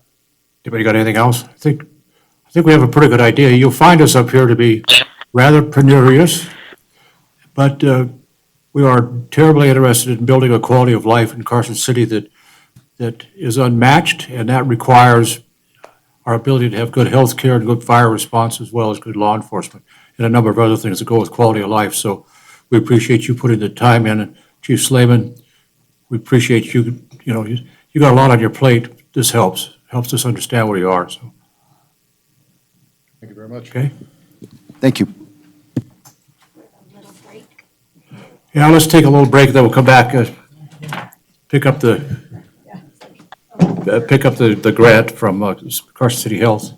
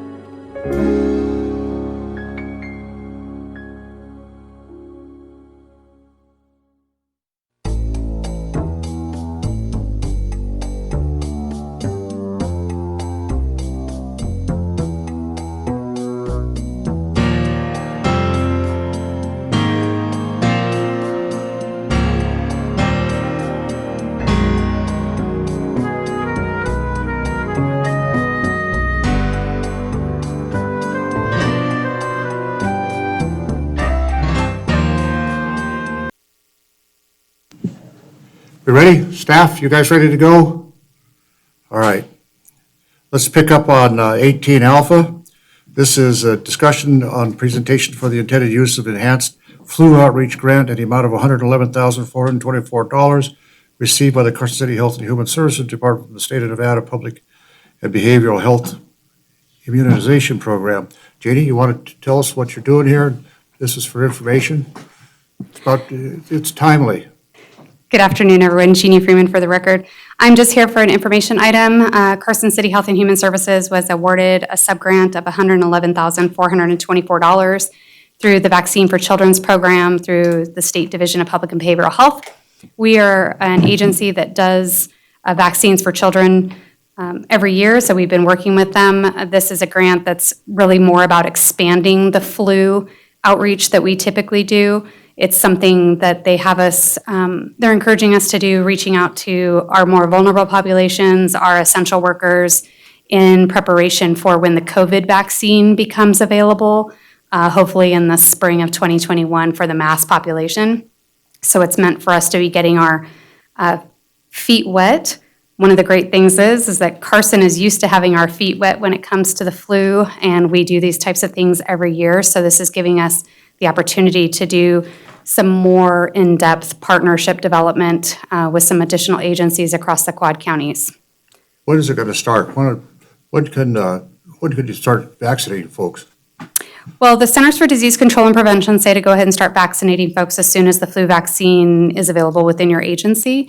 And we typically try to encourage people to wait till about October 1st, the end of September, beginning of October, because when we look at the immunity level that the vaccine has the potential to provide for somebody, it starts to wane after about 6 months. And so we like to keep it around the end of September, beginning of October for that start point so that we can go through what the typical flu season is, which usually is October through May. So we want to keep that immunity level as high as possible in relationship to those vaccines. So we are actually going to be starting our flu vaccine events in the third week of September. And then we have many, many, many events scheduled through October and into November. Typically, we have gone into the schools and we've done events within the schools, but we are not going into the schools this year because we want to keep the schools safe and they don't want other people coming in and so forth. But we are still partnering with our school districts and trying to offer those events sort of as micro-community events on the school grounds after school hours in the evenings so that families can bring along their children and do those kinds of events. We are going to have a couple of different Saturday events. We'll be having an event in Carson. I want to say it's Saturday, October 3rd, but we will be releasing those dates as soon as we get all of our locations finalized. And we will be reaching out to our long-term care facilities. We're going to be working with our food closets and food banks within the area. We're also going to be reaching out to some of our larger employers and teaming up with them. We're offering a special event just for state employees as well, whether they're from the Quad County area or not. And to be quite honest, we don't really care where you get your flu shot. We just want you to get your flu shot. So if you want to go to your healthcare provider, if you want to go to a pharmacy, if you want to come through one of our events, the intent is, with the hope of if we have more people that are vaccinated, we can keep more people out of the hospital. Every year we have a surge on our healthcare system and with the flu season, and we're always at capacity and we're struggling every flu season. So with the potential of COVID and flu being in place, then we want to make sure that we're not surging it beyond our capacity to what we can already struggle with. Well done, well done. Questions, Jeannie? Got it? Jeannie, have you taken into account social distancing and the wearing of masks into the potential flu season? And if so, what do you think the effect of those items will have? Sure. So thank you for the question. We absolutely pay attention to what happens down in the southern hemisphere of the world, and we are seeing that they, as we're in our summer, they're coming through their flu season, and we have seen that they've had a lower level or lower number of cases of flu in the southern hemisphere. They are attributing some of that to wearing masks and so forth. That also requires the public to be compliant with wearing face coverings and doing the social distancing in order to keep themselves healthy associated with the flu. The messaging that we've had with COVID is the same that we've had with flu and other respiratory illnesses for decades. Wash your hands, cover your cough, stay away from people. When you're sick, don't go to work. And so the messaging isn't any different. The face coverings and what's being recommended associated with COVID could potentially help us. We have to have people who are willing to be compliant. Very good. Other questions, Jeannie? Anybody? Thank you. Thanks to your staff out there for, Sure. I know you guys got a lot on the plate. Keep your heads up. We will. Keep your, what is it? Keep your head out of the water, whatever it is. Keep going. Thanks, Jeannie. You're welcome. I think I'm here for the next thing too, so. Okay. Thanks. All right. Now, where are we? Let's see. All right. Let's do on 19. Do we have Jeannie Freeman here for this one? You want to talk to us a little bit about what's happening on COVID? About what the, I would like to miraculously come up here one day and tell you it no longer exists. good. And, but I'm not at that point yet today. So, like I do every 2 weeks, I have a little bit of a scenario for, a little bit of an update for you related to the stats. Across the Quad County area, between August 16th and August 29th, there were 120 new cases of COVID-19. At that same time period, out of that 120 new cases, 37 of them were in Carson City. This is a 50% reduction from the previous 2-week period of August 2 through August 15. The average age of cases was 37 years old in these 2 weeks, which is actually younger than what it was the previous 2 weeks. So we're continuing to see that the age of our cases continues to go to a lower age range. 35% of the cases in Carson identified their race as white, and 51% identified as other. 54% of cases reported their ethnicity as Hispanic or Latino, 38% reported as non-Hispanic or Latino, and 8% reported as unknown.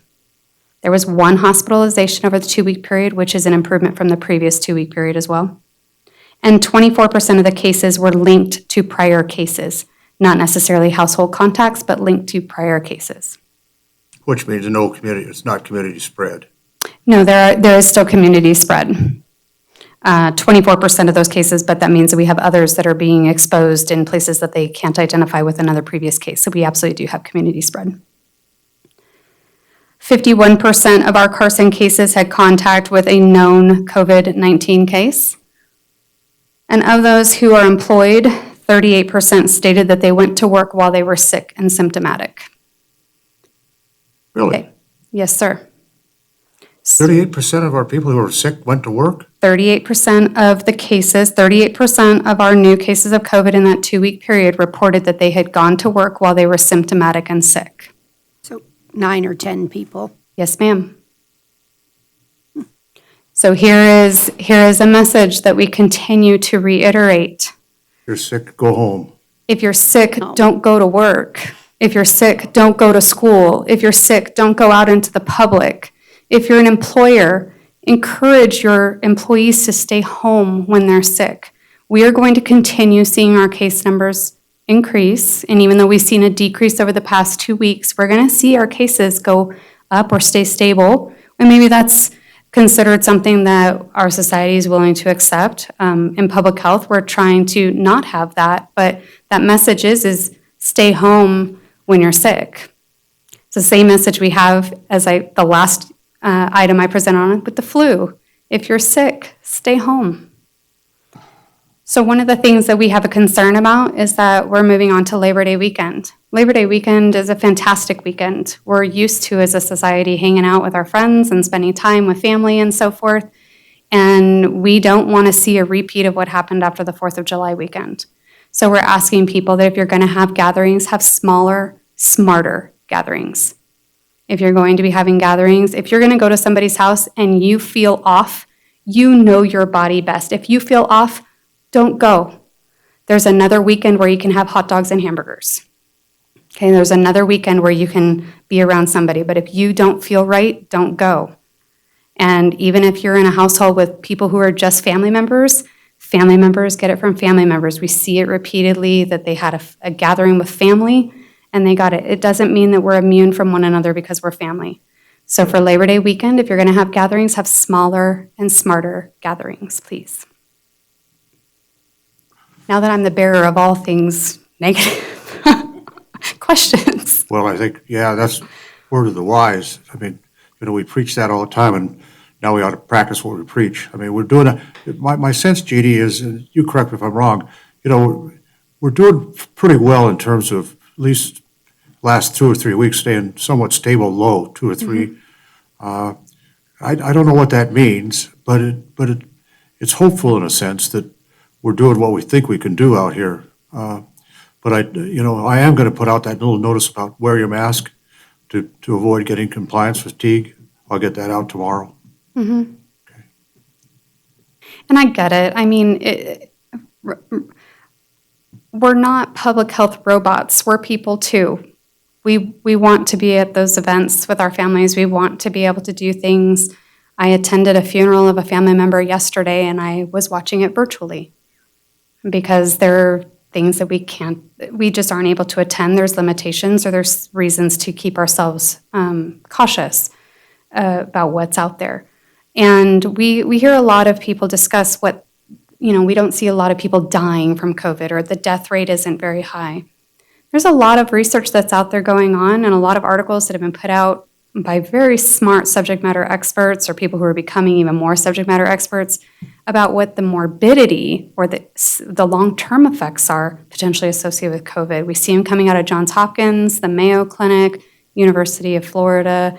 We see all kinds of different things about what potentially the long-term effects are. So it's not just about whether or not somebody's sick or how sick they are or whether or not they die, but what are some of those long-term ramifications that we can see. And socially, that's part of it. The mental health of our community is part of it. And we're seeing that as well. So compliance is one of those matters that's I guess you can kind of consider it a wraparound service. When we're compliant, we're wrapping around and protecting our community on a greater level. Anybody got any questions? Jeannie?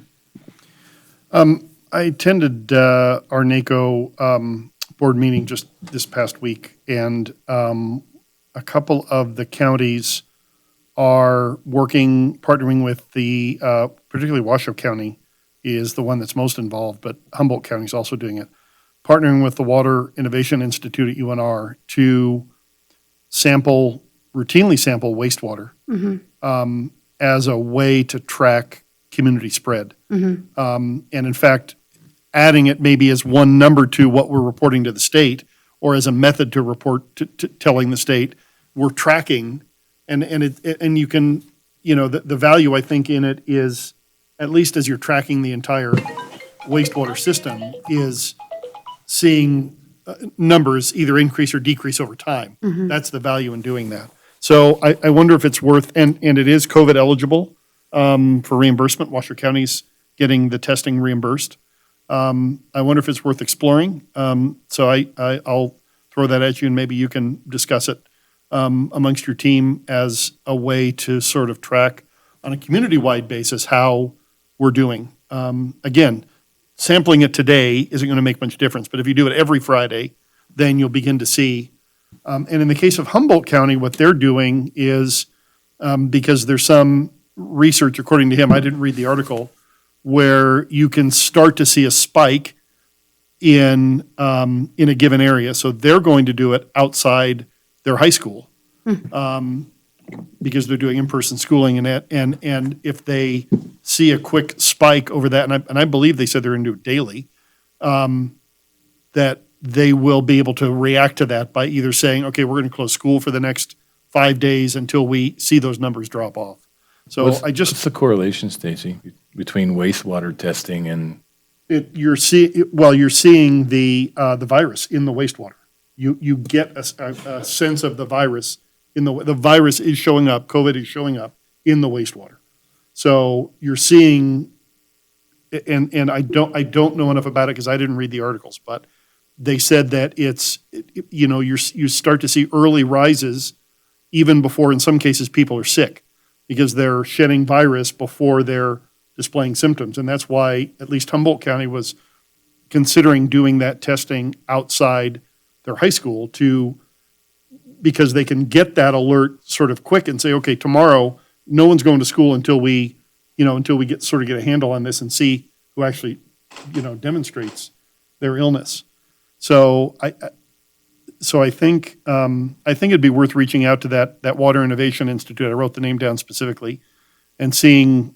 I don't know enough about it. I just know that others are doing it, and Commissioner Lucy from Washoe County spoke about it pretty extensively. So Stephanie seems to know all about wastewater and COVID. Darren Scholes just texted me to let me know that Public Works is already looking into that, and they should have a white paper for you by next week. So there you go. I was just going to say, that would be a Darren Schultz thing, because Carson City Health and Human Services doesn't. Badge too. Yeah, we don't regulate the wastewater, so that would be for Public Works on that. But a couple of the other things, we're working very closely with the schools, and we have weekly meetings that we're hosting with the school districts and the private schools with any questions that they have, and we're getting information from them about illness reports that are coming in on a regular basis, so that we can kind of see if there's anything that's starting to be a preemptive spike in what that might be. We're doing a lot with them related to how we can minimize exclusions from schools related to close contacts. So working with them on the importance of having seating charts on their transportation routes and seating charts in their classrooms the best that they can, even within their cafeterias with lunchtime, so that we're able to not fail swoop, wave a wand, and exclude an entire class of 30 students or anything of that sort. So we're trying to do what we can to keep the kids in school for those that are desiring to go back to school. There was also some interesting information that came out of the Food and Drug Administration earlier this week about emergency authorization of a new test that's coming out, a saliva-based test. And I know that there's been a lot of interest. We've seen a lot of interest on social media about this. And keep in mind that even the federal government, when they put out the report, is that yes, this will be a test that will be available. It is meant to be available as a fast, rapid test, even more rapid than the one that we have now, but that if it comes back negative, they still encourage people to have that PCR test that they stick up their nose and we send to the lab for confirmation. That if it comes back positive, it's strong that it's a positive, but if it comes back negative and somebody's symptomatic, they should still be isolating themselves until they get that test back from the state lab. What percentage of your tests are you running through the Abbott machine, would you guess? Less than 1%. We use the Abbott test for those that are, as the governor's office has given directive for those who are critical to the COVID response and our first responders who are symptomatic. And so we may run maybe about 10 a week. Okay. But regardless of whether it's positive or negative, we do the follow-up test with the state lab for confirmation. Okay. And we only report those test results once, regardless of whether it's positive or negative. We only count it once.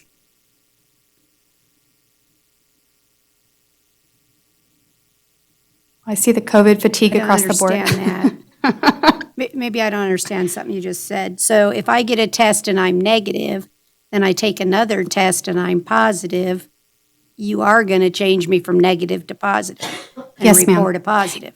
If we do the Abbott test on site, and we have the authorization to do that based on your position or who you are and stuff, and you come back negative, but you have the symptoms associated, we're gonna do that follow-up test and send it to the lab, because the sensitivity is better with the lab, and that machine has a pretty high level of what they call false negatives. And so we want to make sure that but if you come back negative, then you're negative across the board. If you come back positive, because it's done right after it, so it's the same time, it's not another day or something, so then if you come back positive, you will be positive. Anything else you think we should be doing as a community to ward off the effects of COVID-19? Are we doing enough? Should we be doing more? Do we know if there's hot spots that we should be talking to people about? I think we're doing a good job as Carson. We have to remember that our businesses have been shown really strong compliance, and I give credit to the community for that. Even when we're seeing people that are protesting, we're seeing more masks on people when they're protesting than we did a month and a half ago.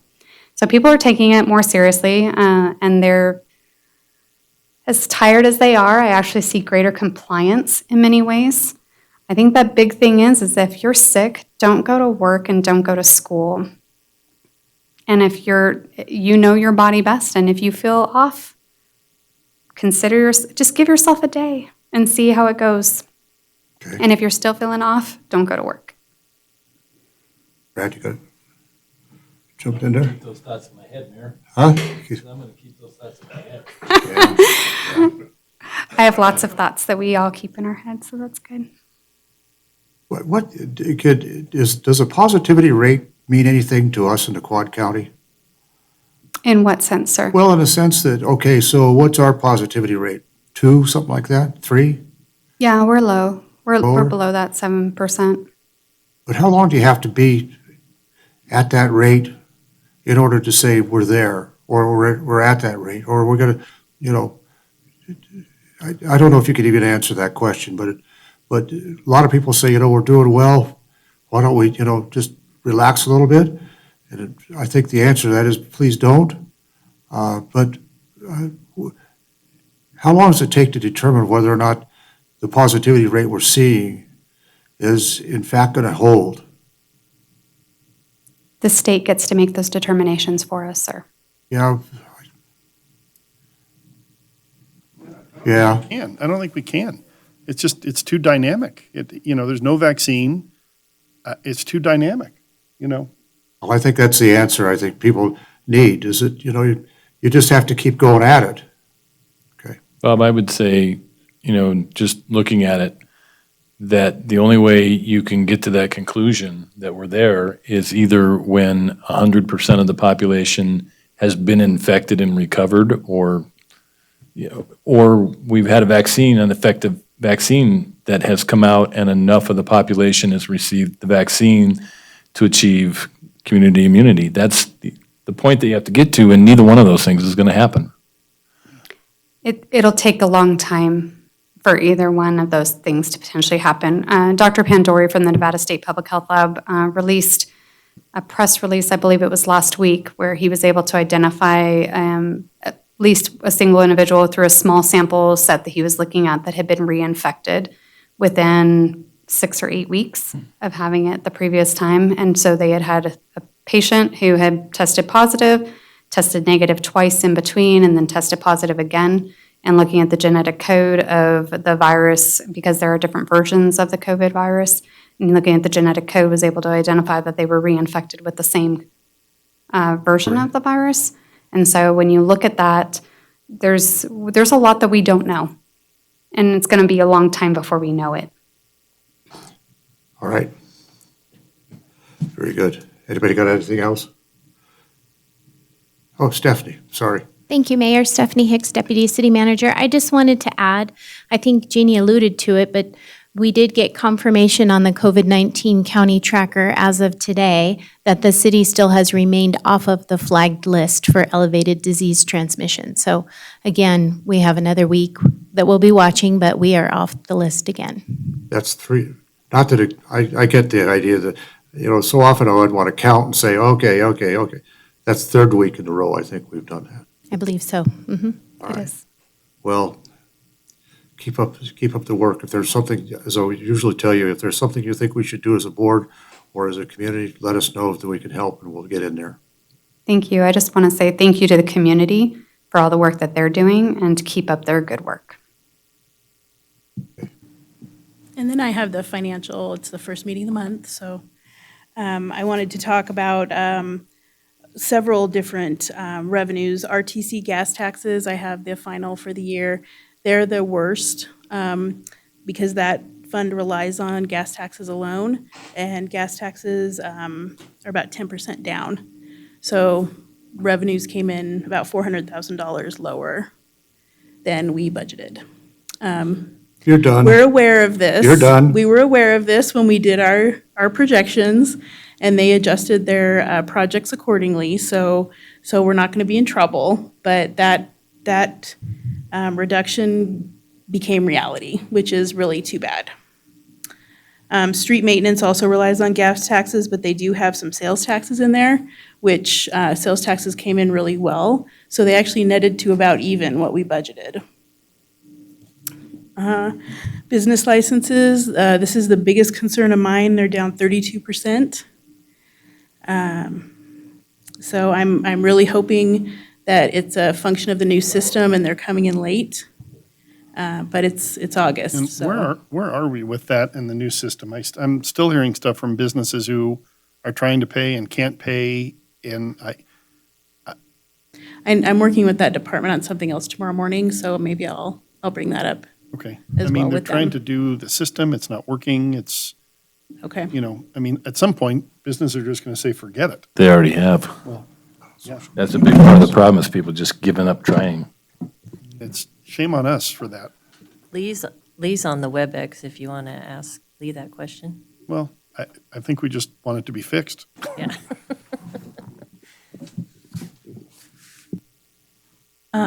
I don't hear Lee chiming in, so Parks and Recs was down 30% in revenue. Again, we had to close a bunch of programs, so we kind of knew that was happening. That's only $391,000, so not a huge hit to the general fund, but still probably a hit to the community because a lot of people participate in those programs.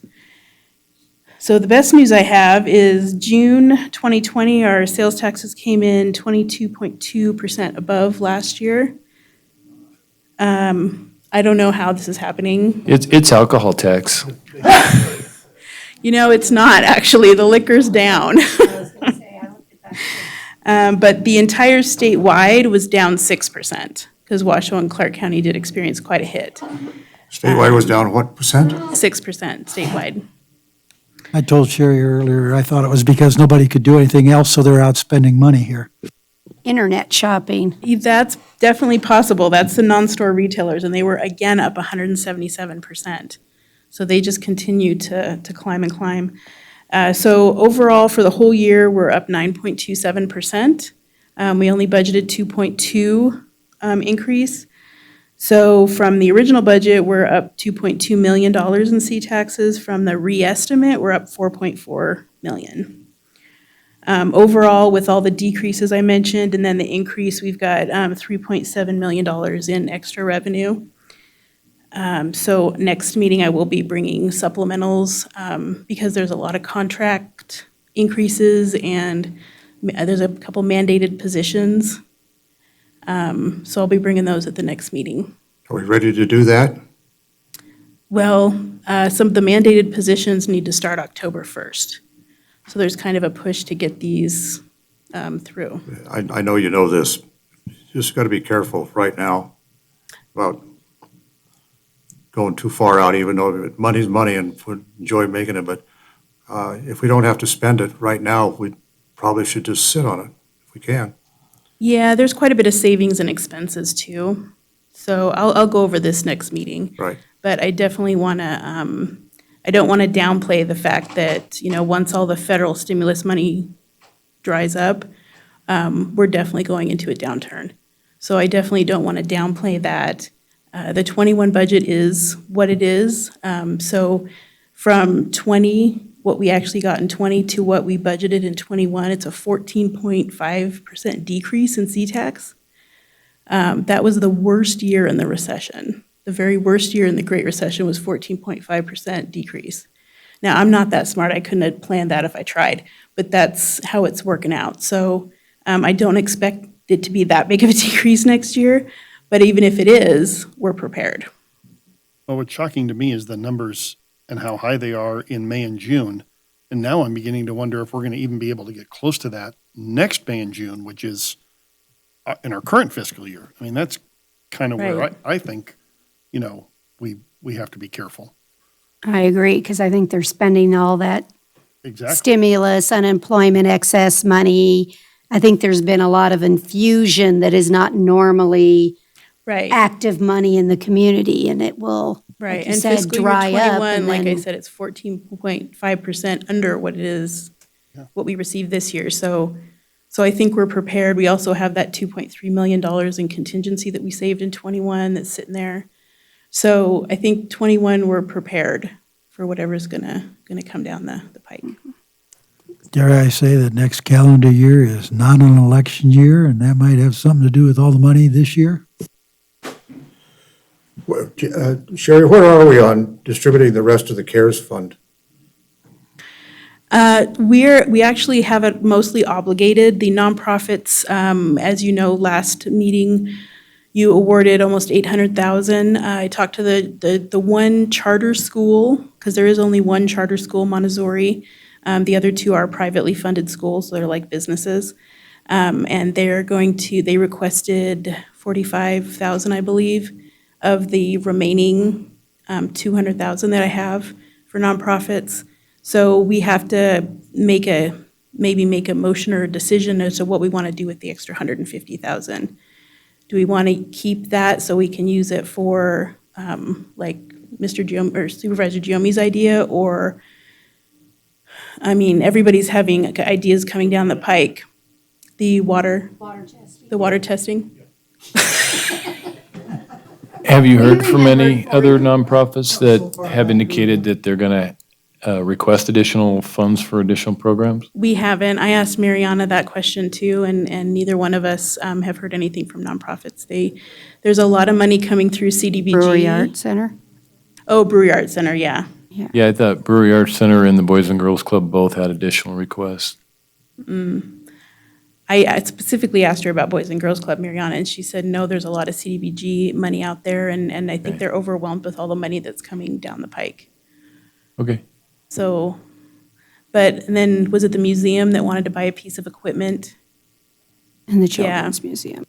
So, but I don't think they're big expenses, right? So, I mean, I think there would be a little bit extra that I can put in that contingency just in case we have another idea like the water testing or. Oh, then what about, just a thought, then if we, depending on what we have available, we did not participate because we had already allocated our dollars in the NACO small business revenue replacement component that they had? Too late. Oh, is it, you had to be in already? You can't now throw them I have to check with 100,000? Dagny, but I think I'd have to check with, and if we only have $145,000, that's not very much, because 6% of that is going to go away. The fee To do administer it. Mhm. It's still 120,000 you Yeah. can give to small businesses that we could define, right? We can check with Dagny. and see if, I'm just saying, I hate to give the money back if there's Yeah, that- something we can do to help That our nonprofit is businesses. managing the Oh, entirety we won't be of giving it. the money back. Okay, No, we're not going to be giving the money back. So my idea was to put it in contingency in case something pops up because for the most part, it was all obligated until we didn't get as many nonprofits as we thought. However, we can always use that money for public safety or health salaries. Yeah, that Because they might are be- presumed covered whether budgeted or not. Might be good to hold it in contingency for this project, because there could be something there if the wastewater testing doesn't use all of that. I don't think it will. considering how well That's my our fear is something electronics pops are up going. that Yep. we don't have money for. So.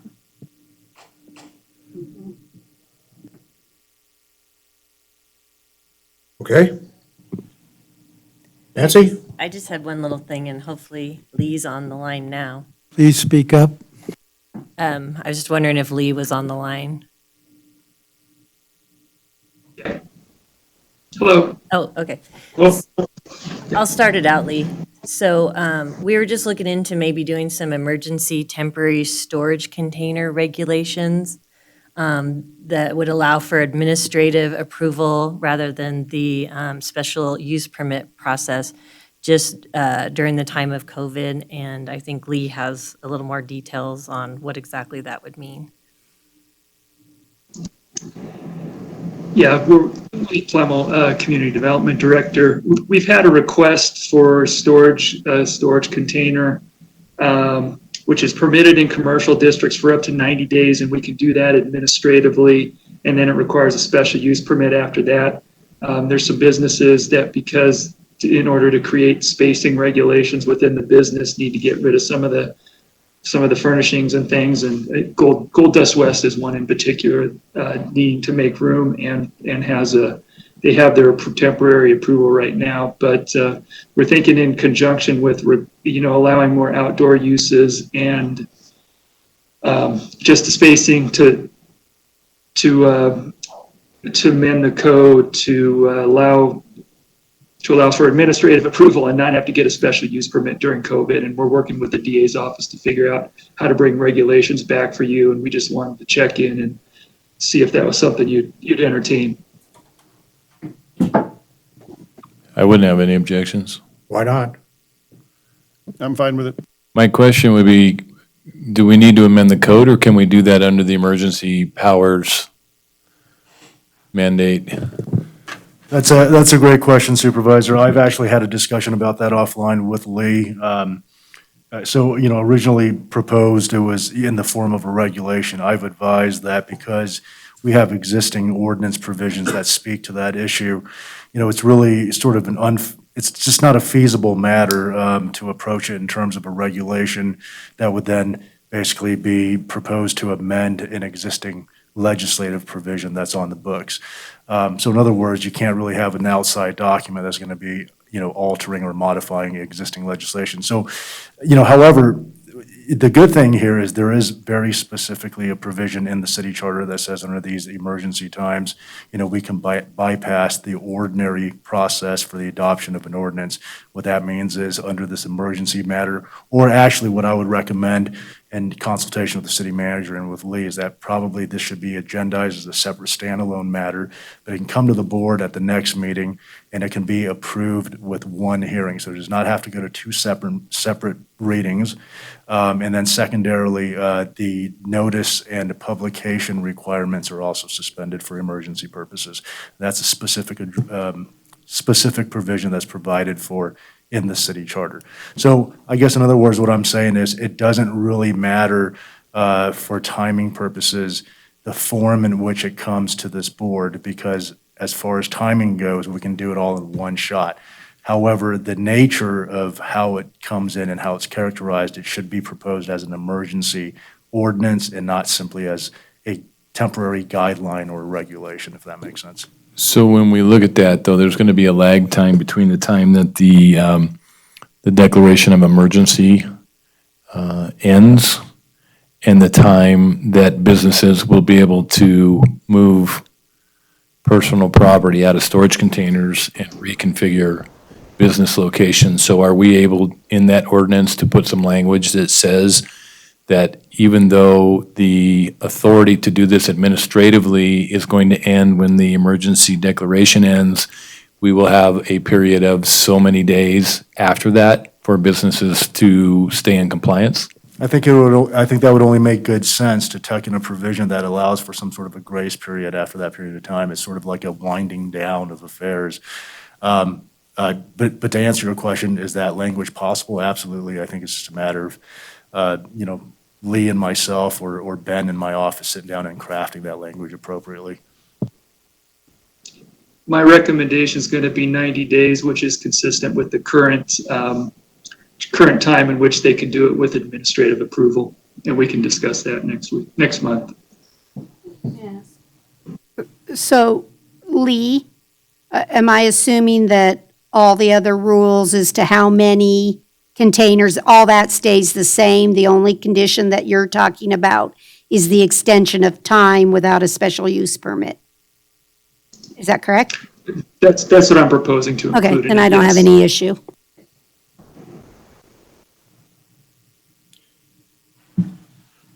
I think as Dan, you said, it only makes sense.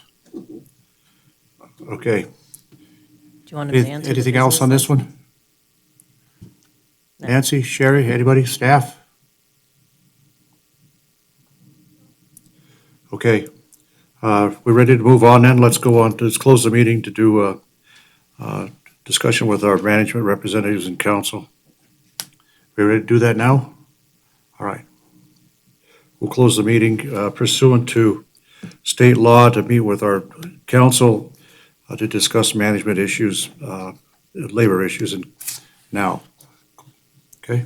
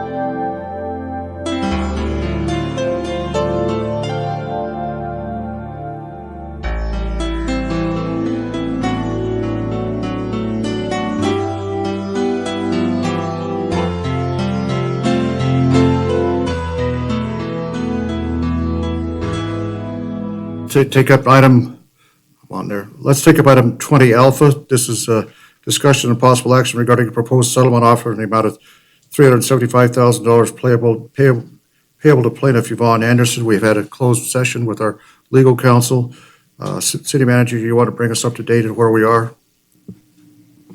Actually, I think you pretty much summed up what I was going to say, so, and then I was Okay. going to turn it over to Dan, so. Mr. DA, Leonard Hand? Well, happy to speak about this matter. I don't want to be redundant and just reiterate all the information, the procedural information that's already included in the staff report. What I will say in general summary form is that, this is, sort of a tragic circumstance that arose from a workplace incident back in July of 2018, which kind of led us to where we are right now. We do have with us, at this point in time, our outside counsel that represents the city on workers' compensation claims. That's Lisa Wilshire-Alstead from the law firm of McDonald Carano. This agenda title, as you can see, as published, it indicates a last, best, and final offer that we received from claimants' counsel in the amount of $375,000, which was all inclusive of pending and outstanding medical bills as well. A couple of days ago, we had the opportunity to engage in yet another conversation with that claimant's counsel. That's Mark Marsh. After some back and forth, we do have a new counter to present to this board, and that is a settlement amount, again, inclusive of all medical bills that are outstanding, for $265,000. And that would be in exchange for a release of all claims against the city relating to anything arising from that incident back in 2018. It also means that the claim would remain in denied status with no further rights of appeal by the claimant. And if this board were to accept that settlement offer of $265,000 all-inclusive, our outside counsel, Lisa, would work with claimant's counsel on drafting a stipulated settlement to that effect, submit it for acceptance by the appeals officer, and that's where we are currently in the administrative process. And then I would imagine shortly after that, an order to that effect would be issued, closing out the claim. Lisa is here, as I said, to answer any questions that this board may have about the merits. I also do want to go on the record and note that this is a tragic situation. I don't think that's lost on anyone. Having worked with this board for as long as I have, I can also say that I feel comfortable speaking on behalf of the board and making my remark that, it's difficult under all circumstances to attach just a number, a numerical figure to a life or to an injury, to a person. And that being said, we do believe that this amount of $265,000 on the table right now for consideration by this board to settle all claims is a fair and reasonable sum. And with that remark, I do want to make the recommendation to this board on behalf of the district attorney's office that this board accept that in resolution of the claims. I think that recommendation is also in the affirmative from our outside counsel, Lisa, as well as our city manager, Nancy.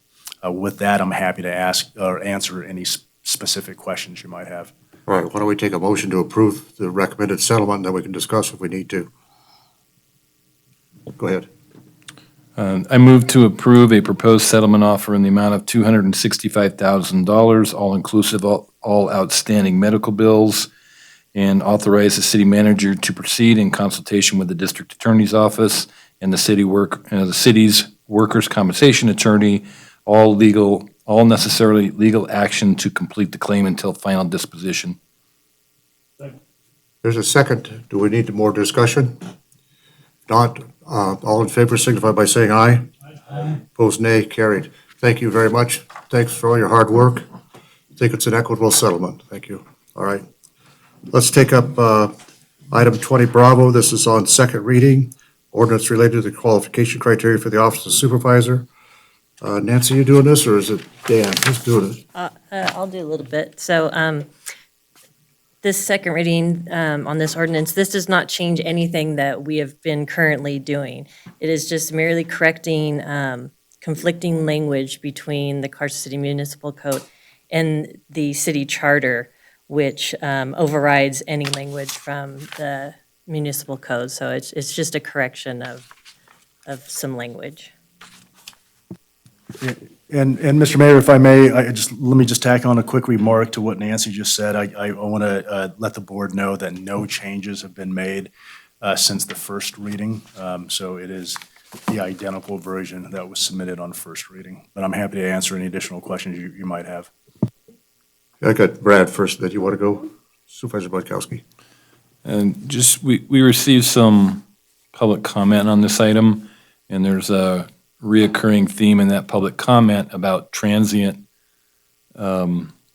occupancy of a supervisor's seat. And I would just note that there's a requirement that a supervisor reside in their ward for the duration of their term. So it's not possible to have a transient occupancy of a supervisor's seat. So I just wanted to put that on the record. Supervisor Joby. Yeah, I also heard from some folks and it is, we can't just change the city charter. And again, there's a charter review process. That process has passed for this year. But this would have to be brought up at the next charter review process if the citizens felt as though that were necessary. But just a personal comment, even if somebody had only lived here for 6 months, they still have to undergo public scrutiny and run for a public office. And I don't know how many people would vote for someone who had lived here for 6 months. So, yeah, it's a minimum requirement, but I think practically speaking, I don't know that anyone would vote for someone under those conditions. Okay. Well, and I was just going to comment, do you know anywhere in the state of Nevada that requires somebody to have residency longer than 6 months? And even if we did a charter review recommendation to the legislature, the odds of that, what do you have to be an assemblyman or a senator or the governor is 6 months, right? To be president, you only have to be 35 and a natural-born citizen. Those are the only two requirements for the highest office in the country. So, Well, that's kind of my point, but To answer your question, Supervisor Bagwell, I'm not aware of any specific provision out there that exists in any other charter. I I don't want to mislead the board into thinking that I've gone through that search. I've not personally gone through that search. But I just want to reemphasize, for the benefit of the public that, as this memorandum that accompanied this ordinance, reflects, there is absolutely no modification whatsoever to existing law. The existing law is what's set forth in the city charter. That controls and supersedes any other provision of CCMC. And so this is really nothing other than just a technical corrections ordinance because, that provision that exists right now in CCMC that says for you to be qualified as a candidate or as a supervisor who holds a seat, you have to be an owner of real property, and that is unenforceable as a matter of law. It is superseded by the city charter. Okay. Chief? All right. I was just going to do the motion. We'll take a motion on second reading. Go. I move to adopt on second reading Bill number 111, ordinance number 2020-11, an ordinance revising certain qualifications for the office of supervisor on the Board of Supervisors in accordance with the qualifications established by the Carson City Charter. Second. There's a motion and a second on the motion. Discussion. Hearing and seeing none, all in favor signify by saying aye. Aye. Opposed, nay. Carried. Okay. Let's now take up the last item. I think it's the last item before we get to other reports. This is on the selection of a process by which the anticipated vacancy in Ward 3 on the Board of Supervisors will occur. Ms. Paulson, do you want to take us through this, where we are? All right, so this is to fill an anticipated vacancy in the Ward 3 supervisor position on the Board of Supervisors. The last time the city actually had to do this was back in 2003. Supervisor Bagwell is now the mayor-elect after winning the simple majority of the ballot votes in the contest for mayor. She has rendered a written resignation of her Ward 3 supervisor seat to be effective on January 3rd, 2021, the day before she'll assume the office of mayor. There's a couple different ways that we could go about filling the vacancy, and Dan, our assistant DA, is going to go over a few of those. All right, thanks very much, Nancy, for teeing that up.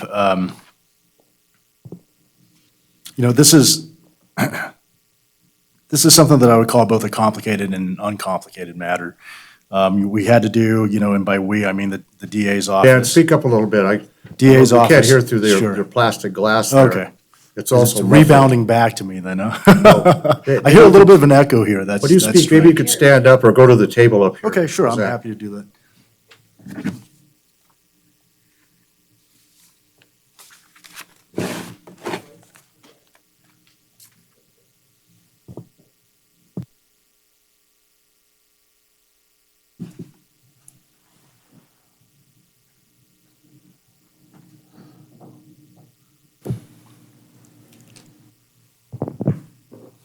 All right, well, since I'm sitting at a different table, let me start from scratch, and I'll introduce myself for the record. For the record, Dan Yu, Assistant DA of the DA's office.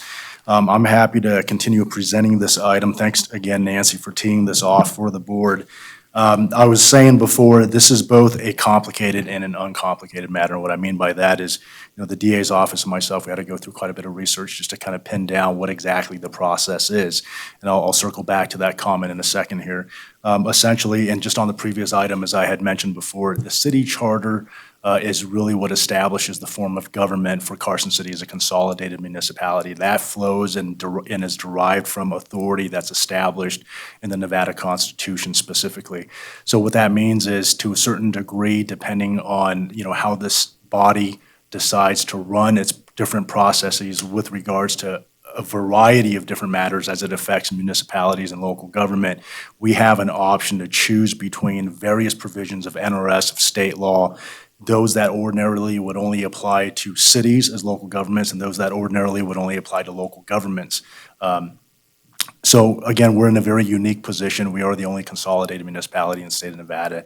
And in that respect, as a charter city as well, again, that authority, is derived from the Nevada Constitution. By the provisions of the city charter, anything that conflicts with the city charter supersedes and controls. So that's with respect not only to CCMC or local ordinances, but also with respect to those provisions in law that dictate what a city or a county can do.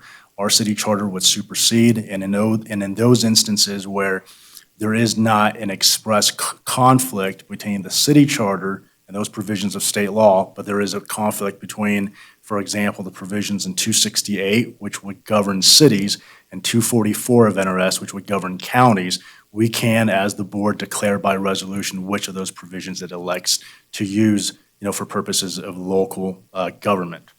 Now, with that being said, that's the academic part of that, and that's really sort of a very, very brief nutshell summary of where we derive our powers as a local government.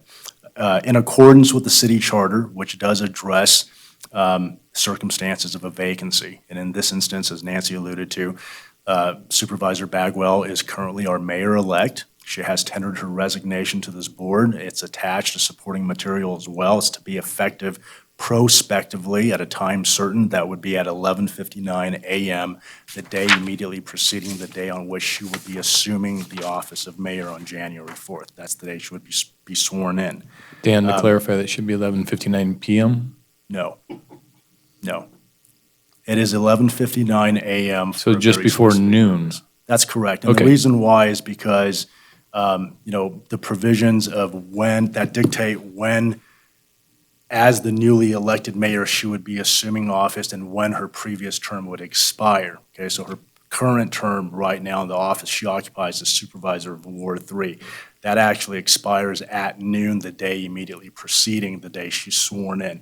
I know it seems a little bit wonky because it appears as though that it leaves a little bit of a gap in time. However, that is how the law is currently structured. So her 11:59 a.m. resignation, if I may, Supervisor Bagwell, I believe it's very critical. The timing of that is critical because there's also a provision in the city charter that says for purposes of appointment, okay? And I'm not saying, and I'll circle back to this specifically when I address two various options dictated by the city charter. If this board were to go in lieu of a special election and to select instead appointment as the process by which to fill the prospective vacancy, it's important for her to resign at a time before, noon because, otherwise, if the prospective vacancy were to occur after noon, that means for example, you, Supervisor Bonkowski, your term would also expire, and therefore you would not be able to vote.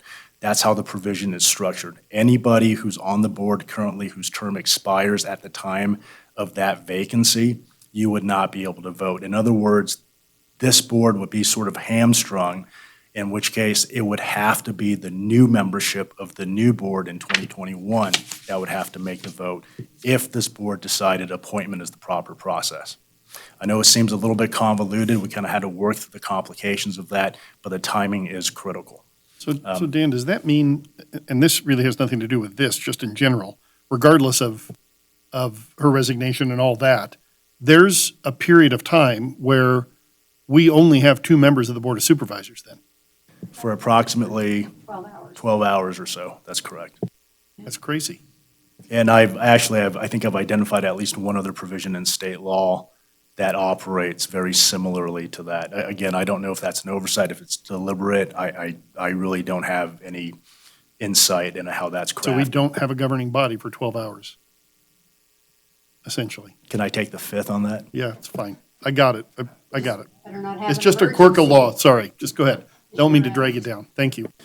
So, circling back to my earlier just sort of recitation of what's currently contained in the staff report, the city charter provides for 2 separate options. One of those options is filling the vacancy, the prospective vacancy. I want to emphasize the word prospective because the vacancy obviously is not occurring right now. The vacancy actually does not occur until that actual date and time that's fixed by her resignation. And just because she submitted that resignation does not mean it's effective. She can unilaterally withdraw that resignation at any time. It's not my understanding that, or expectation that Ms. Bagwell will do that.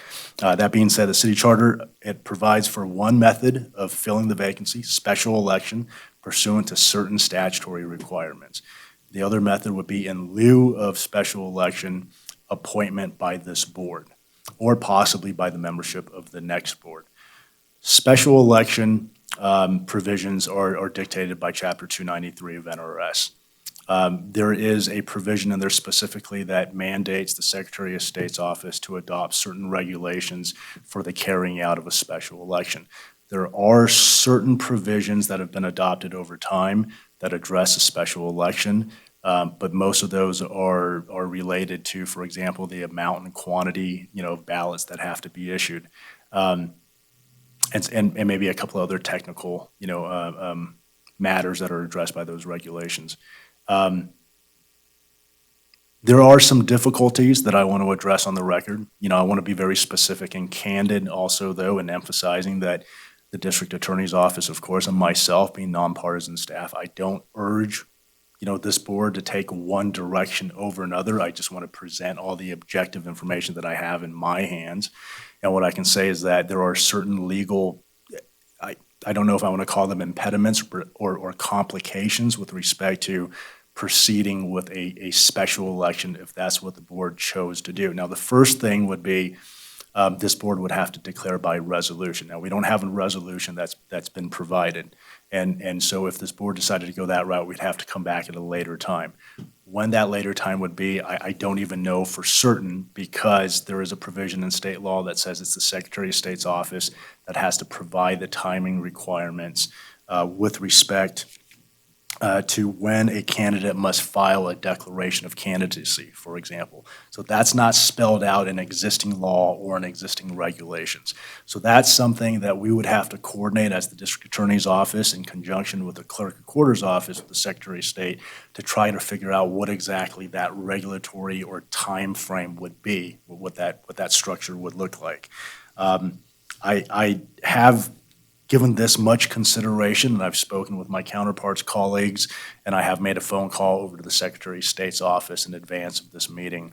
And without going into the very specifics of what that conversation entailed, I mean, some of the other legal complications, that I want to bring up for this board's digestion is that, it's, with a general election year, there would have possibly been a potential for a candidate for Ward 3 to have been on the ballot for the general election, but because of timing, that's just not possible now. The clerk recorder, through a separate statute, was already required to submit her final list of candidates, and once that final list is submitted by a time certain, which is passed now, you cannot change that. So as you know, I can think of at least one illustration from just very recent general election cycles where you have a candidate who is deceased, and yet you cannot remove that person's name, and you certainly cannot add a person's name to that list. So in other words, it's an impossibility at this time for a special election to fill this seat to be run concurrently with the general ballot. And what that means, of course, is that there's always a possibility if we run a special election outside of the general election, or very close to it, that it could possibly lead to some voter confusion, because you can certainly imagine some people might think to themselves, well, I've just recently voted, there is no other vote to be cast, when in fact there is for a special election. That's another thing that I just want to note. There are also some practical considerations for your consideration. There's certainly going to be a cost associated with this. I have spoken with Aubrey, our clerk recorder, in recent weeks. I don't remember the exact ballpark figure she gave me, but I know it was certainly in excess of $30,000 or $40,000. Was it 60? Okay, so yeah, so in excess of $60,000. And so again, that's just sort of a practical implication. And then lastly, because, and I'm just sort of identifying on the fly, you know, the first 3 or 4 that sort of jump out, you know, without having certain parameters in place that are promulgated by the Secretary of State's office in terms of, you know, mandating this is going to be the timing requirements and the timing triggers that have to be hit for purposes of a special election, there's really no guarantee as to when that Ward 3 position would actually be filled. So, I mean, it could be immediately after the vacancy occurs. It could be several months. It could be a year. It could be a couple of years. I really have no way of being able to ascertain that unless this board directed staff, hey, you know, we're going to go ahead and prepare a resolution and declare a special election, at which point we would have to jump into the fray and start coordinating efforts with the Secretary of State's office as an agency. So those are just some of the legal impediments, but I don't say that, you know, with the purpose or intent of persuading this board and going one direction or another. The other option, as I mentioned before, is the option of filling the vacancy by appointment. That also comes with its own complications. It's not without complications. Perhaps it's a little bit easier in the sense that there's maybe not money involved, there's no printing of ballots, and of course the Secretary of State's office as an oversight agency would not have to promulgate regulations to guide the city on how to conduct that special election. Simultaneously, however, there is an absence of very specific provisions in law, in state law, NRS, or in the city charter that addresses or identifies exactly how the appointment process would be run. So my reading of that, in the absence of those very specific parameters, and by that what I mean is, for example, what is the minimum number of candidates that this board would have to interview? Or would it even have to be an interview process? If it is an interview process, for what period of time do you need to keep that open? Is it an open submission? All that is sort of on the table. And what I mean by it presents its own set of issues and complications for this board is that I would have to leave that to your discretion in determining what sort of a process to actually implement if we were to go down that way. So again, I understand that I'm speaking kind of quick, but it can be both a complicated and simultaneously not a complicated analysis. But those are, in a nutshell, the two options that are dictated. It's required by the city charter. We have no other options. You know, with that, I'm happy to answer any questions, but ultimately I leave that at the board's discretion. Stacy, go. I made the comment when I congratulated Lori on her election to the mayor's post that I thought it was critical that we fill this role via election. I've gotten a lot of feedback from the community about that, and I personally thought a lot about it and discussed this with our legal counsel. While my druthers would be that we hold an election, I was hoping that it could be rolled into the general election. And the more I've thought about it and the more I've realized that the Secretary of State's office doesn't have regulations in place, the complications that our clerk recorder is already having to go through to conduct the regular election, let alone an additional special election, the cost involved. So I wanted to say that I think it is best for us to appoint. I don't want to get a special election messed up with the regular election for the reasons that you said, Dan, that it is confusing. So I would, while I still think it would have been great to have an election, I don't want to leave the seat open for a year or 2 years or even several months. I think it's critical that we have a representative. So I'm in favor, based on all of that, of having this current board appoint. And then I'm open for discussion on how we do that. But in general terms, that's my druthers. Brad?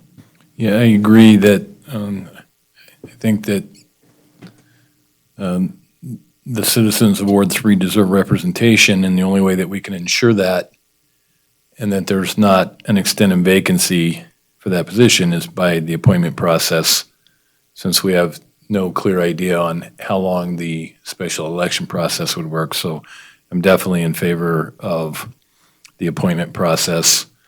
And in fact, my personal opinion is that we will get a very qualified person because they'll go through a more rigorous process, in my mind, being interviewed by us, if that's the method that we choose, than going through the election process. So I have some thoughts after everybody's kind of given their ideas on which way we want to go. I have several thoughts on what the process could look like. Any other questions? John? Yes, I agree with both my colleagues to my far right, although I particularly agree with Stacy's comment that a special election would be best if it would be best. Unfortunately, under council's analysis of this situation, it's not best for all the reasons that Stacy has mentioned. So while I always fall in a perfect world toward the idea of the citizens choosing people for positions like this, in this case, I go along with that. Oh, so, Supervisor Barrett and Mr. Mayor, if I may, I want to be clear on one point here, and I appreciate your remarks, but just for added clarification to the record, I want to be clear that I'm not signifying on the record here or representing to this board that one method is better or worse than the other by any means. I understand that. Okay, I just simply wanted to address what, we've identified as potential legal hurdles, but there are legal hurdles on either side for either option. But, if this board were to choose appointment as the process, certainly the district attorney's office, myself, we would provide that sort of guidance as council. If this board decided we want to go ahead and declare a resolution to hold a special election, we will do everything we need to do to serve as your council, and we will coordinate efforts accordingly with the state agency. I understand you're not trying to steer the process, and I appreciate that, but you've given us your good legal advice, and I think it's good legal advice because we don't want to have no representative for some time. And I would just, I mean, I don't know if we want to, I guess this is a question. Do we want a motion to first declare that we want to appoint via the current board and then we get into the details? Or that would require probably a couple of motions. I don't know how you want to handle that. One other thing I'd like to make sure we do, and I think this is also important, I'd like the timing of this to work out so that the person we appoint to take the Ward 3 seat takes that seat the same week of the election. I think they don't take the seat until January, but we should decide, I would like to see us decide the timing so that it works out, so that the week of the election, which is November 3rd, we have a meeting that Thursday, the 5th. I would like by that meeting to have us decide who that Ward 3 prospective board member would be so that they are able to participate in the education that has to happen in conjunction with the Ward 2 position. It puts that person on a level footing with the rest of the board that's coming into office. And I think that's really important. Brad? Yeah, I would say that they're still at a disadvantage because other candidates have had basically a whole year to prepare and get up to date on our agendas and the issues that we've been working on. I think it's critical that we, if we choose to go down the appointment road, that we make the appointments so that the appointee can participate in the orientation along with the other candidates and go through that whole process, meaning that they would need to be appointed no later than probably the end of November. So do we want a motion? I mean, I'm willing to make it. Here's my sense that if I see where the board is going, my sense is that the motion tonight, it is almost tonight, we take a motion that we're going to appoint, use the appointment process, and we ask the staff to bring back some recommendations on how we choose after that. And we can also, during that time, we'll talk to this, give the staff our own independent views on, what that appointment process would look like.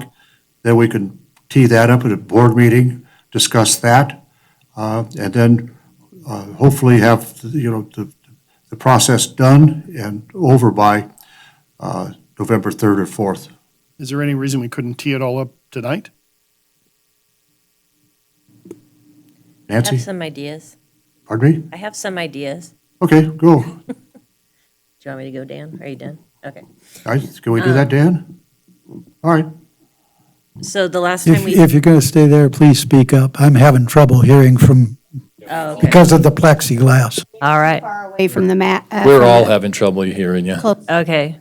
I know I can't even hear Stephanie right there. So, last time we did this, we had the applicant fill out an applicant declaration for appointed position form. And some of the declarations were, are you a qualified elector residing within Ward 3? Are you a registered voter in Carson City? And then have you been a resident for the past 6 months? And then they do a declaration of residency, this is my address and that. So, and then we also had them provide a resume.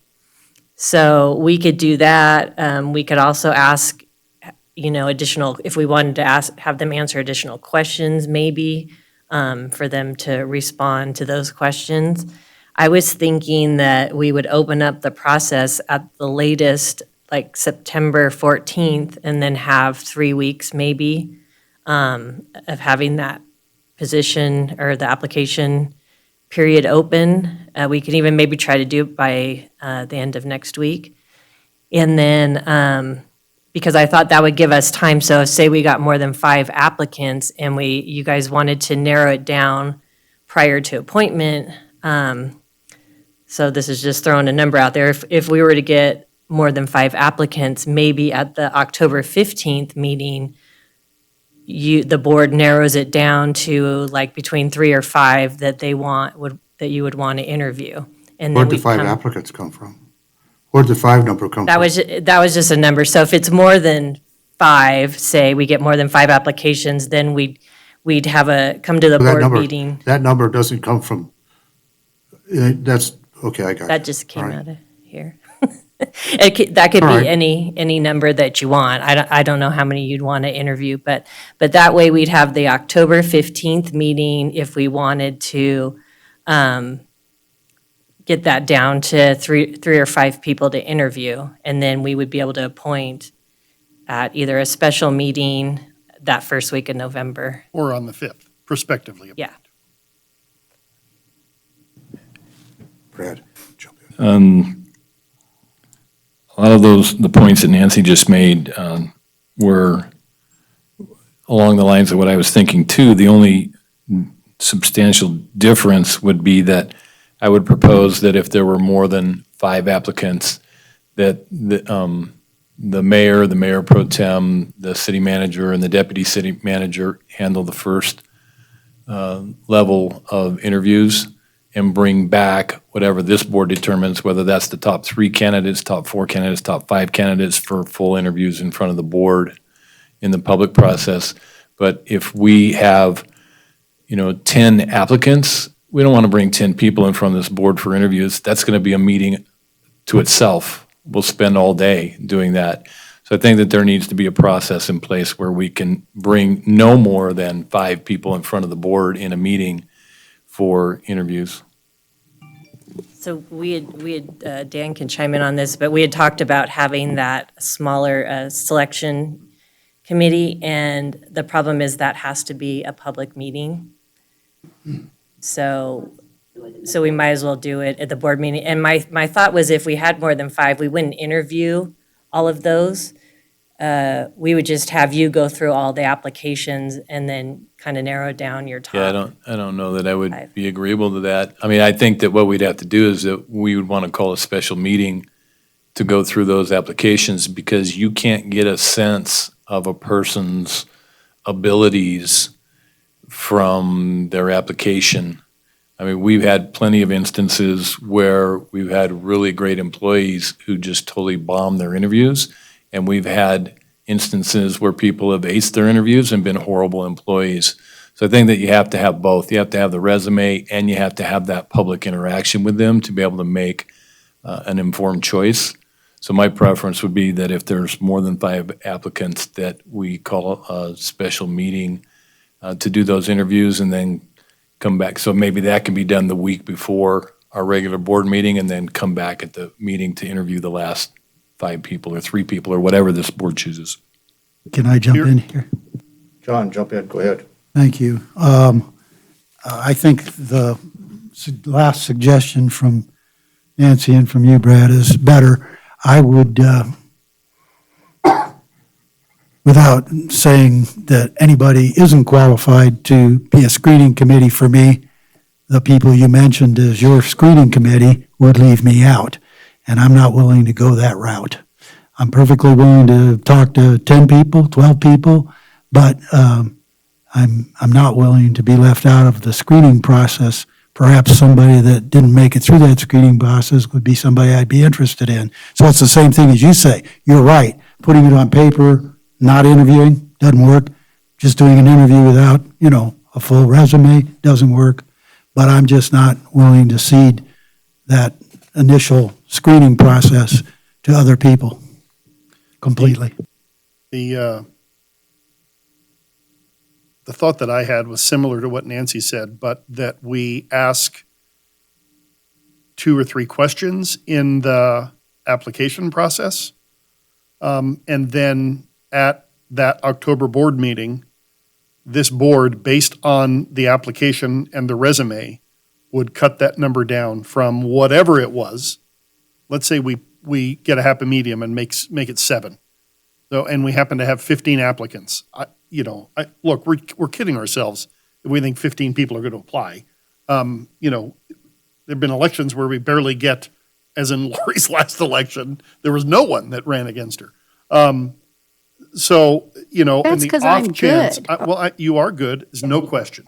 But on the off chance that we get a lot of candidates, then we could screen down to 5 or 7, whatever the number is, at that October 15th meeting, and by just doing a round robin like we do with a lot of other things, down to our top 5, and we hold the regular meeting on November 5th and appoint, interviewing the top 5 or 7 or 3 or whatever. I'm good with that. The whole process to me needs to be in the public, though. All of the process needs to be in the public. I'm okay with what you just said. I think that's a smart way of doing it. Bring all the applicants here. We'll vet them onto paper here to get to 5, then we'll interview 5. I think that's what you're saying, right?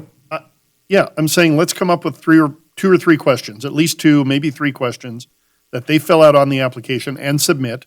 Those questions are published along with their resume, and we as a board will evaluate their answers to those questions. And at the October meeting, we will call the list down to 5. I'll pick 5. That's the number. We'll call the list down to 5. Those 5 will do in-person interviews on November 5th, at which time we'll appoint. So that calling process includes public interviews or not? No, if we're going to do public interviews, then let's interview all of them. Let's have a special meeting on the 4th of November and interview everybody. I'd be okay with that too. In fact, I would probably prefer to do that. But we have to be ready to spend all day and part of the night here if we're going to do that. And it is going to take a special meeting, which again, I'm fine with. If we want to do that, then let's have a special meeting on the 4th. We'll interview everybody. We can still ask them a couple of questions in the application, because I think anyone who's interested in doing it should see how well they write. We can get a thought of their writing ability, their thought process. I know we're not grading them on writing ability, but you can tell a lot by reading, responses to questions. But I would be fine interviewing however many candidates apply at a special meeting. If there's a struggle with us doing that, then I would suggest we just call not based off of interview, but only based off their written responses. Yeah, I don't mind either way. I recognize that if a dozen people or 15 people applied, it would be a heavy lift if we did it by both written and interview. But by the same token, what Brad said is persuasive to me, that just writing, you need both, I think. But I'm And again- hopeful that you're right, that there won't be 15. I'm fine with doing everyone who applies. Me too. I'm fine with that. But it would have to be a special meeting at that point, Yeah, which I'm okay with. Yeah, we So- would have to, that way we could schedule it ahead of time and, Well, that's what we signed up for. and the candidates would also know ahead of time, and, we should make sure that we're doing some randomization of who goes first, because, we don't want bias or anything else. But my druthers would be that we interview everyone who's applied. I just brought up the thought of culling the list down based off of my perceived impression of what the board wanted. Well, and we've already established that our brothers would be that the electorate choose. but Correct. That's not what we're going to do. So if we're not going to do that, to me, the next best thing is let everyone come here before us, before the community, and speak their piece and answer our questions. But I'd still like to get them to write something ahead of time, at least a couple of questions. So when we did the interview process for Nick Morano, we used a headhunting firm, and that's basically the process they went through. They had some I was psychological. I was there. Yeah, yeah, you were there. You were on the wrong side of the I was on table the wrong that day. So the questions are psychological based questions to try to determine if you're qualified or not mentally, I guess, more than even physically. Clearly, I was not. You're here now. So I wouldn't have an objection to that if we each submitted, say, 2 questions that are generally designed to determine how much knowledge the applicant has about governance, about the function and responsibilities of the Board of Supervisors, about You wanted to answer 10 questions? 2 questions each. That's them answering 10 questions? You don't have to submit your 2, but no more than 2. Right, no more So than if you only 2. submit 1, maximum of 10 I'm trying questions. to help you. No, it's, Right? yeah, okay. I mean, that's just a lot. All I'm saying is it's a lot. You're asking them to write a lot. Yeah, I was going to say. Okay, I'm asking them to sit up here for 4 years too and do a good job. Okay. No, I'm fine with it. The more the better. I mean, I would say 1 question, and that would be that would 4 be or 5 5 questions. It would be Yeah, 5. I'm good with 2. I don't think you can ask good too many with 2. questions. All right. I think we're boiling it down. You want to try a motion there? You know what? I would like to just kind of put one thing on the record, because I did receive a lot of questions of why this board versus the next board. Why did I resign prospectively?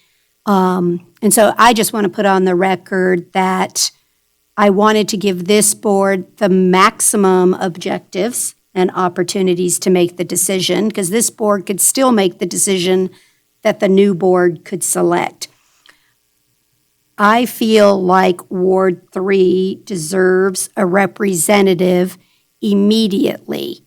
And so, again, people have asked me, why did you resign the way you did, Lori? I think the people in Ward 3 deserve somebody sitting in the seat in the first meeting of January. That is where this board and the mayor does a lot of appointments to boards and commissions. And I feel imperative that the Ward 3 representative needs to be there so they can be appointed to some of the boards and commissions. Good point. Otherwise, you only have 4 doing all the heavy lifting. And again, I want Ward 3 to be represented. And I'm also very confident in both boards, either this board or the new board, to pick a great candidate that will apply. I have faith in both boards, and therefore I have no problem with this board selecting the replacement candidate. But I just wanted to put that on the record so the public understood my resignation. May I follow up on that? I want to commend Lori for her attitude in that regard, because we've all said this, that we need a representative as soon as, and that's a valid. I also want to commend her for something I don't think it's easier for Lori or for me to do. She kept her mouth shut for the most part in this. So that shows that her head and her heart are in the right place. I would say that I don't believe that it's fair or appropriate to ask the new board to make this appointment, because you're asking a board where 50% of the representation on that board has absolutely no idea of what the job entails.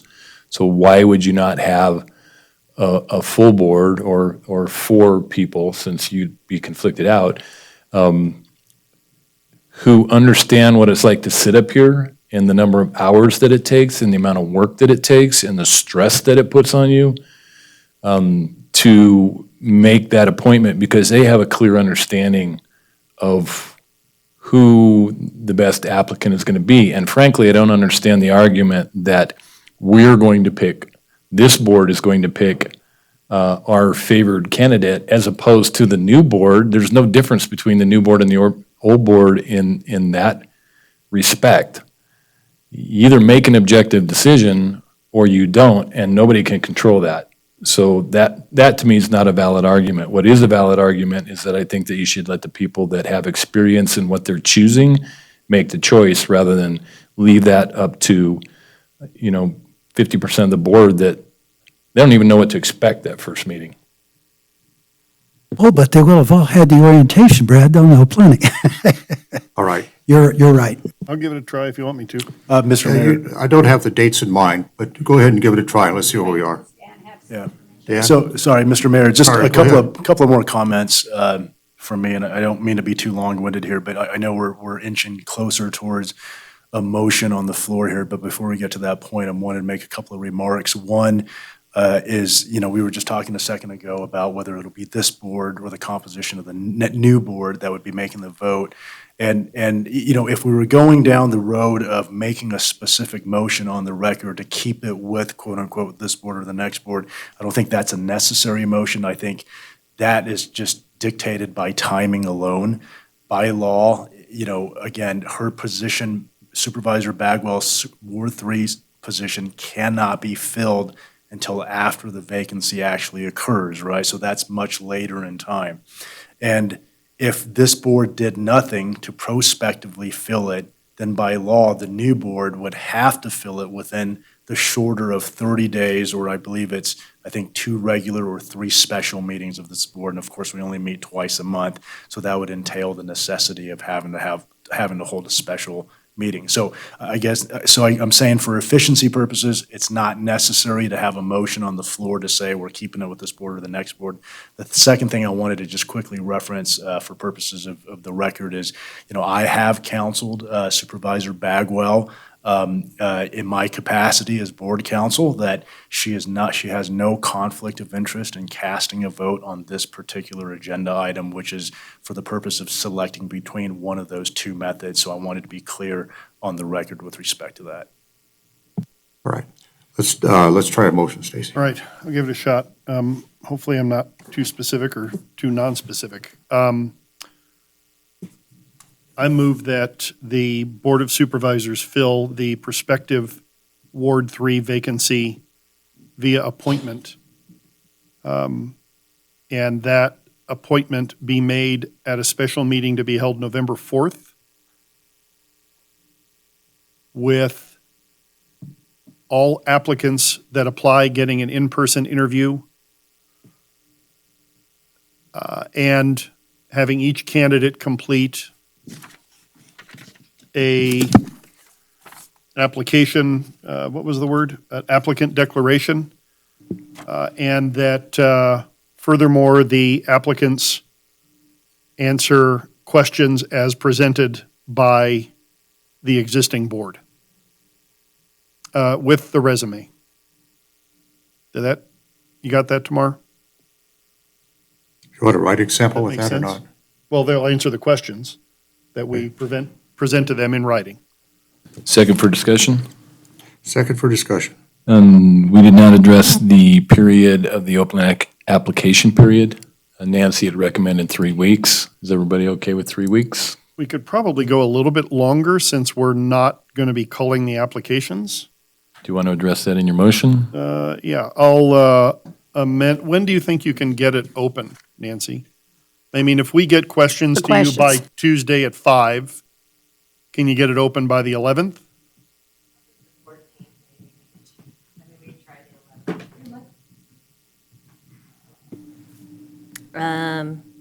Speak closer to it. Probably by the 14th, I think, would work. Thank you. September 14th, the Monday rather than Friday. Dan?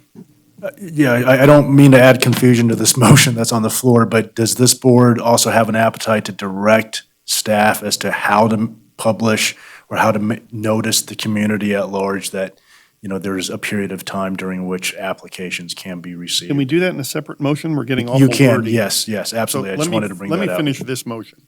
I'll amend the motion to direct staff to get the position open by September 14th and leave it open until October 12th. Excuse me, October 9th. Friday, October 9th. Second continues.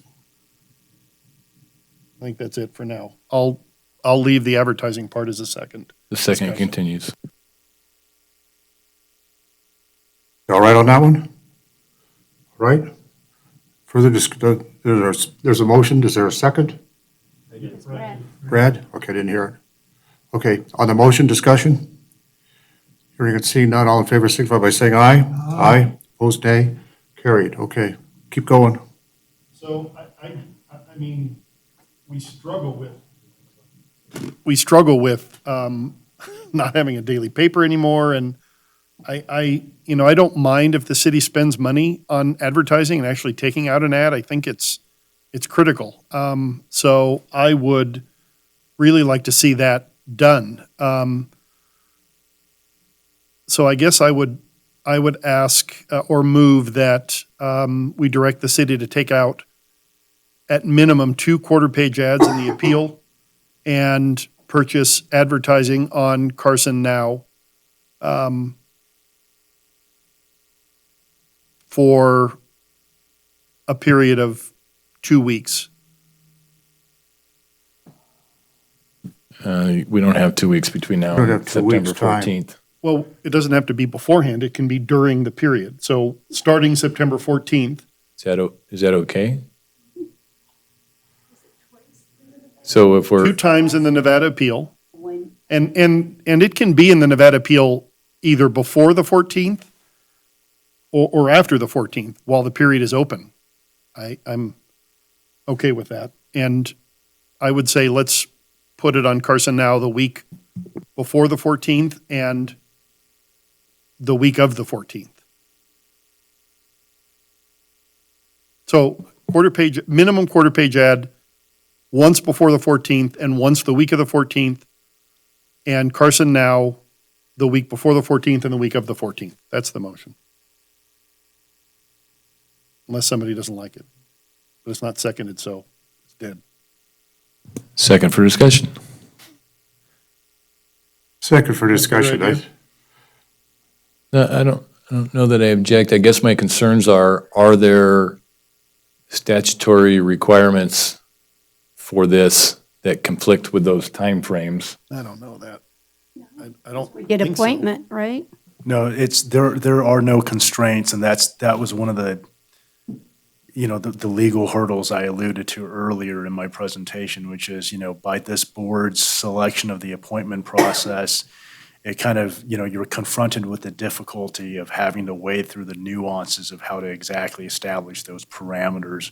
And there are no statutory constraints that, prescribe a specific set of formalities with respect to how that appointment would actually be conducted. And that would also include, for example, publication. There just simply is nothing on the books with regard to a publication requirement.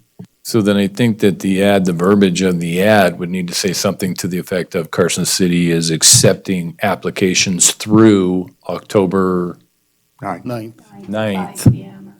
Yeah, at 5 PM, and list the. Where are they dropping them off? I mean, through what office? Right, there needs to be enough information, Yeah, but I it mean, needs to You be don't accepting through and not necessarily say we are going to be accepting. Yeah, so I just wanna- maybe, maybe you can't do it the week before. Maybe it's not realistic to think that it can be done the week before because you may not have everything set up. There's a little lag time too with putting it in the paper. You have to give them so many days' So notice. do we think that advertising it after it opens is sufficient? I think in this case, it needs to be. I think it needs to be, the advertising needs to be done the day that we open the accepting applications, and then one more time during the application period, maybe 10 days before the end Okay. of the application period. I'll amend my motion to have the newspaper ad published the day that it is open. Does the newspaper publish that day? No, it doesn't publish on Monday. It would have to be Wednesday, the 16th, then. Well, I don't see a problem with doing it on the Saturday edition before, because they can't do anything on Sunday to get it in, Yeah. and Monday's the date that it opens. Right. I think, my own 2 cents is we're getting right in the weeds where, it's ripe for somebody to say you didn't do it right. My 2 cents is to say, we're going to open it up with a notice to the public on September 14th. Applications are being accepted until October 9th. The staff is instructed to give it wide publication on at least 2 times in the Nevada Appeal, at least 2 times in Carson Now, and any other news organization that wants to publish it, we'll put it in there as well. All right, I'll withdraw my motion and second the mayor's motion. Okay, whatever. All right. Again, non-discussion. On Carson Now, wouldn't the ad be permanently there? We don't need to place the ad twice. It's going to be permanently there during whatever period you tell them to have it up. Is that correct?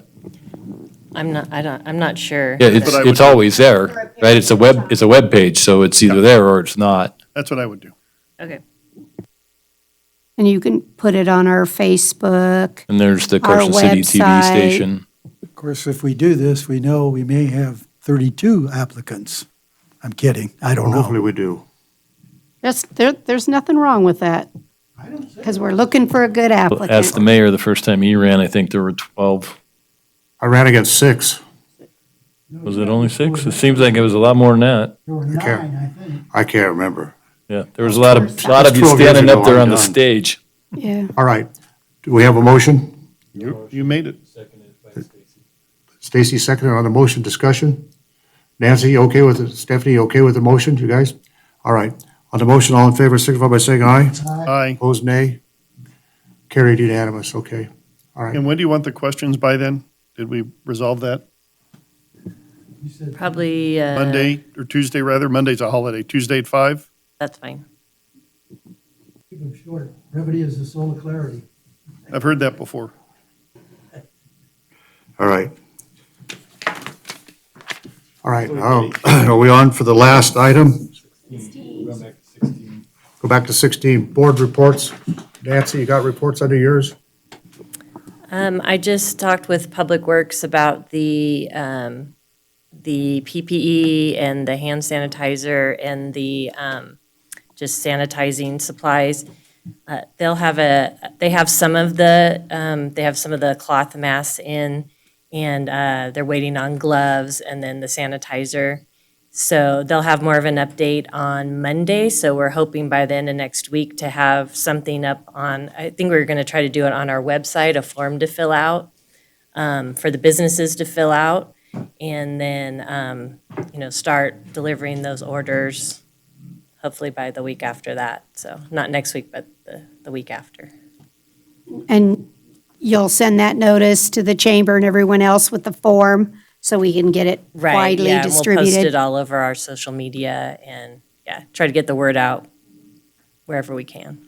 Thank you. Board members got anything? Brad? Couple of items. Update on South Carson project. Are we still on schedule? Stephanie Hicks, Deputy City Manager, yes, we are still on schedule. I saw that the roundabout, the center part of the roundabout is completed and the west portion of the roundabout is completed. Drove the whole, west of the roundabout. They're doing half and half. I drove the whole corridor looking at it, so the northern half of the project is half done. The southern half is a complete mess, but they're getting there. That looks pretty good. And then Nevada Day, is it official yet? No, we've been having discussions with the committee, and I expect that they will be putting out a release soon about some ideas that they have for Nevada Day. Just for those that wanted to know, I've been getting a whole bunch of phone calls, you probably have too, on when the Prison Hill project will be done. That is anticipated to be completed also by Nevada Day. So our common answer is always Nevada Day for project completions. But just in case anyone wants. Stacy, yeah. At our NACO meeting last week, the topic of PILT funding came up, and a couple of the rural counties are very interested in this because they get fairly significant amount of PILT payments. And it just brought it up because I think it's interesting. A couple of states, specifically Utah and Wyoming, are pushing pretty hard on determining value of the land based on the resources that are on the land as opposed to just a flat rate, which is typically what happens. But you start to look at viewshed and watershed and recreation ability in some counties in Utah, the value of an acre, in the middle of Nevada is not the same as a value of an acre in the Ruby Mountains, for instance, is just, so I thought that was very interesting that they're looking at other ways to approach PILT funding that actually takes into consideration the value of the land as opposed to just a flat rate. It wouldn't be a bad idea because we get about 100,000 on PILT. We got a whole lot of government buildings here that don't participate in that. So if you did it based on value. Well, for us, we don't have that many federal buildings, though. I mean, if we had a PILT equivalent for state funding, we'd score. It's But, federal, it's federal, that's the idea. So just for the public, it means payment in lieu of taxes. Secondly, when evaluating land, are they having any conversations about the resources Yes, absolutely. included in the land? Because if you're sitting on, Yes. 100 tons of gold that the government then just gives away to anybody that files a claim, Yeah, then no, that's exactly what they're talking about is basing it off of, mining claims and the value of the minerals in the land. And it really was an interesting, topic. We didn't get that deep into it, but the rural counties. They're not going to give, they're not going to give land they're going to give money. That's how they'll distribute the PILT funds from the feds. They go to the state. That's how they'll determine it. Right now, it's a flat fee based on acreage. Right, and that's what I'm talking about, is they're looking at. And I tried 3 years ago to get it changed to where we could have it based on the value or based on the square footage of buildings in Yes. Carson City, because and that's probably gluttonish because the rural counties, they really need it and they've got all the open space. So, Yep, that's it for me. all right, anybody else? We ready to take a break? Final public comment. Anybody online? Desi, anybody back there? No, Mr. Mayor, there is no public comment. Okay, all right. Then unless there's an objection, we are adjourned until the next regular scheduled meeting of the Board of Supervisors.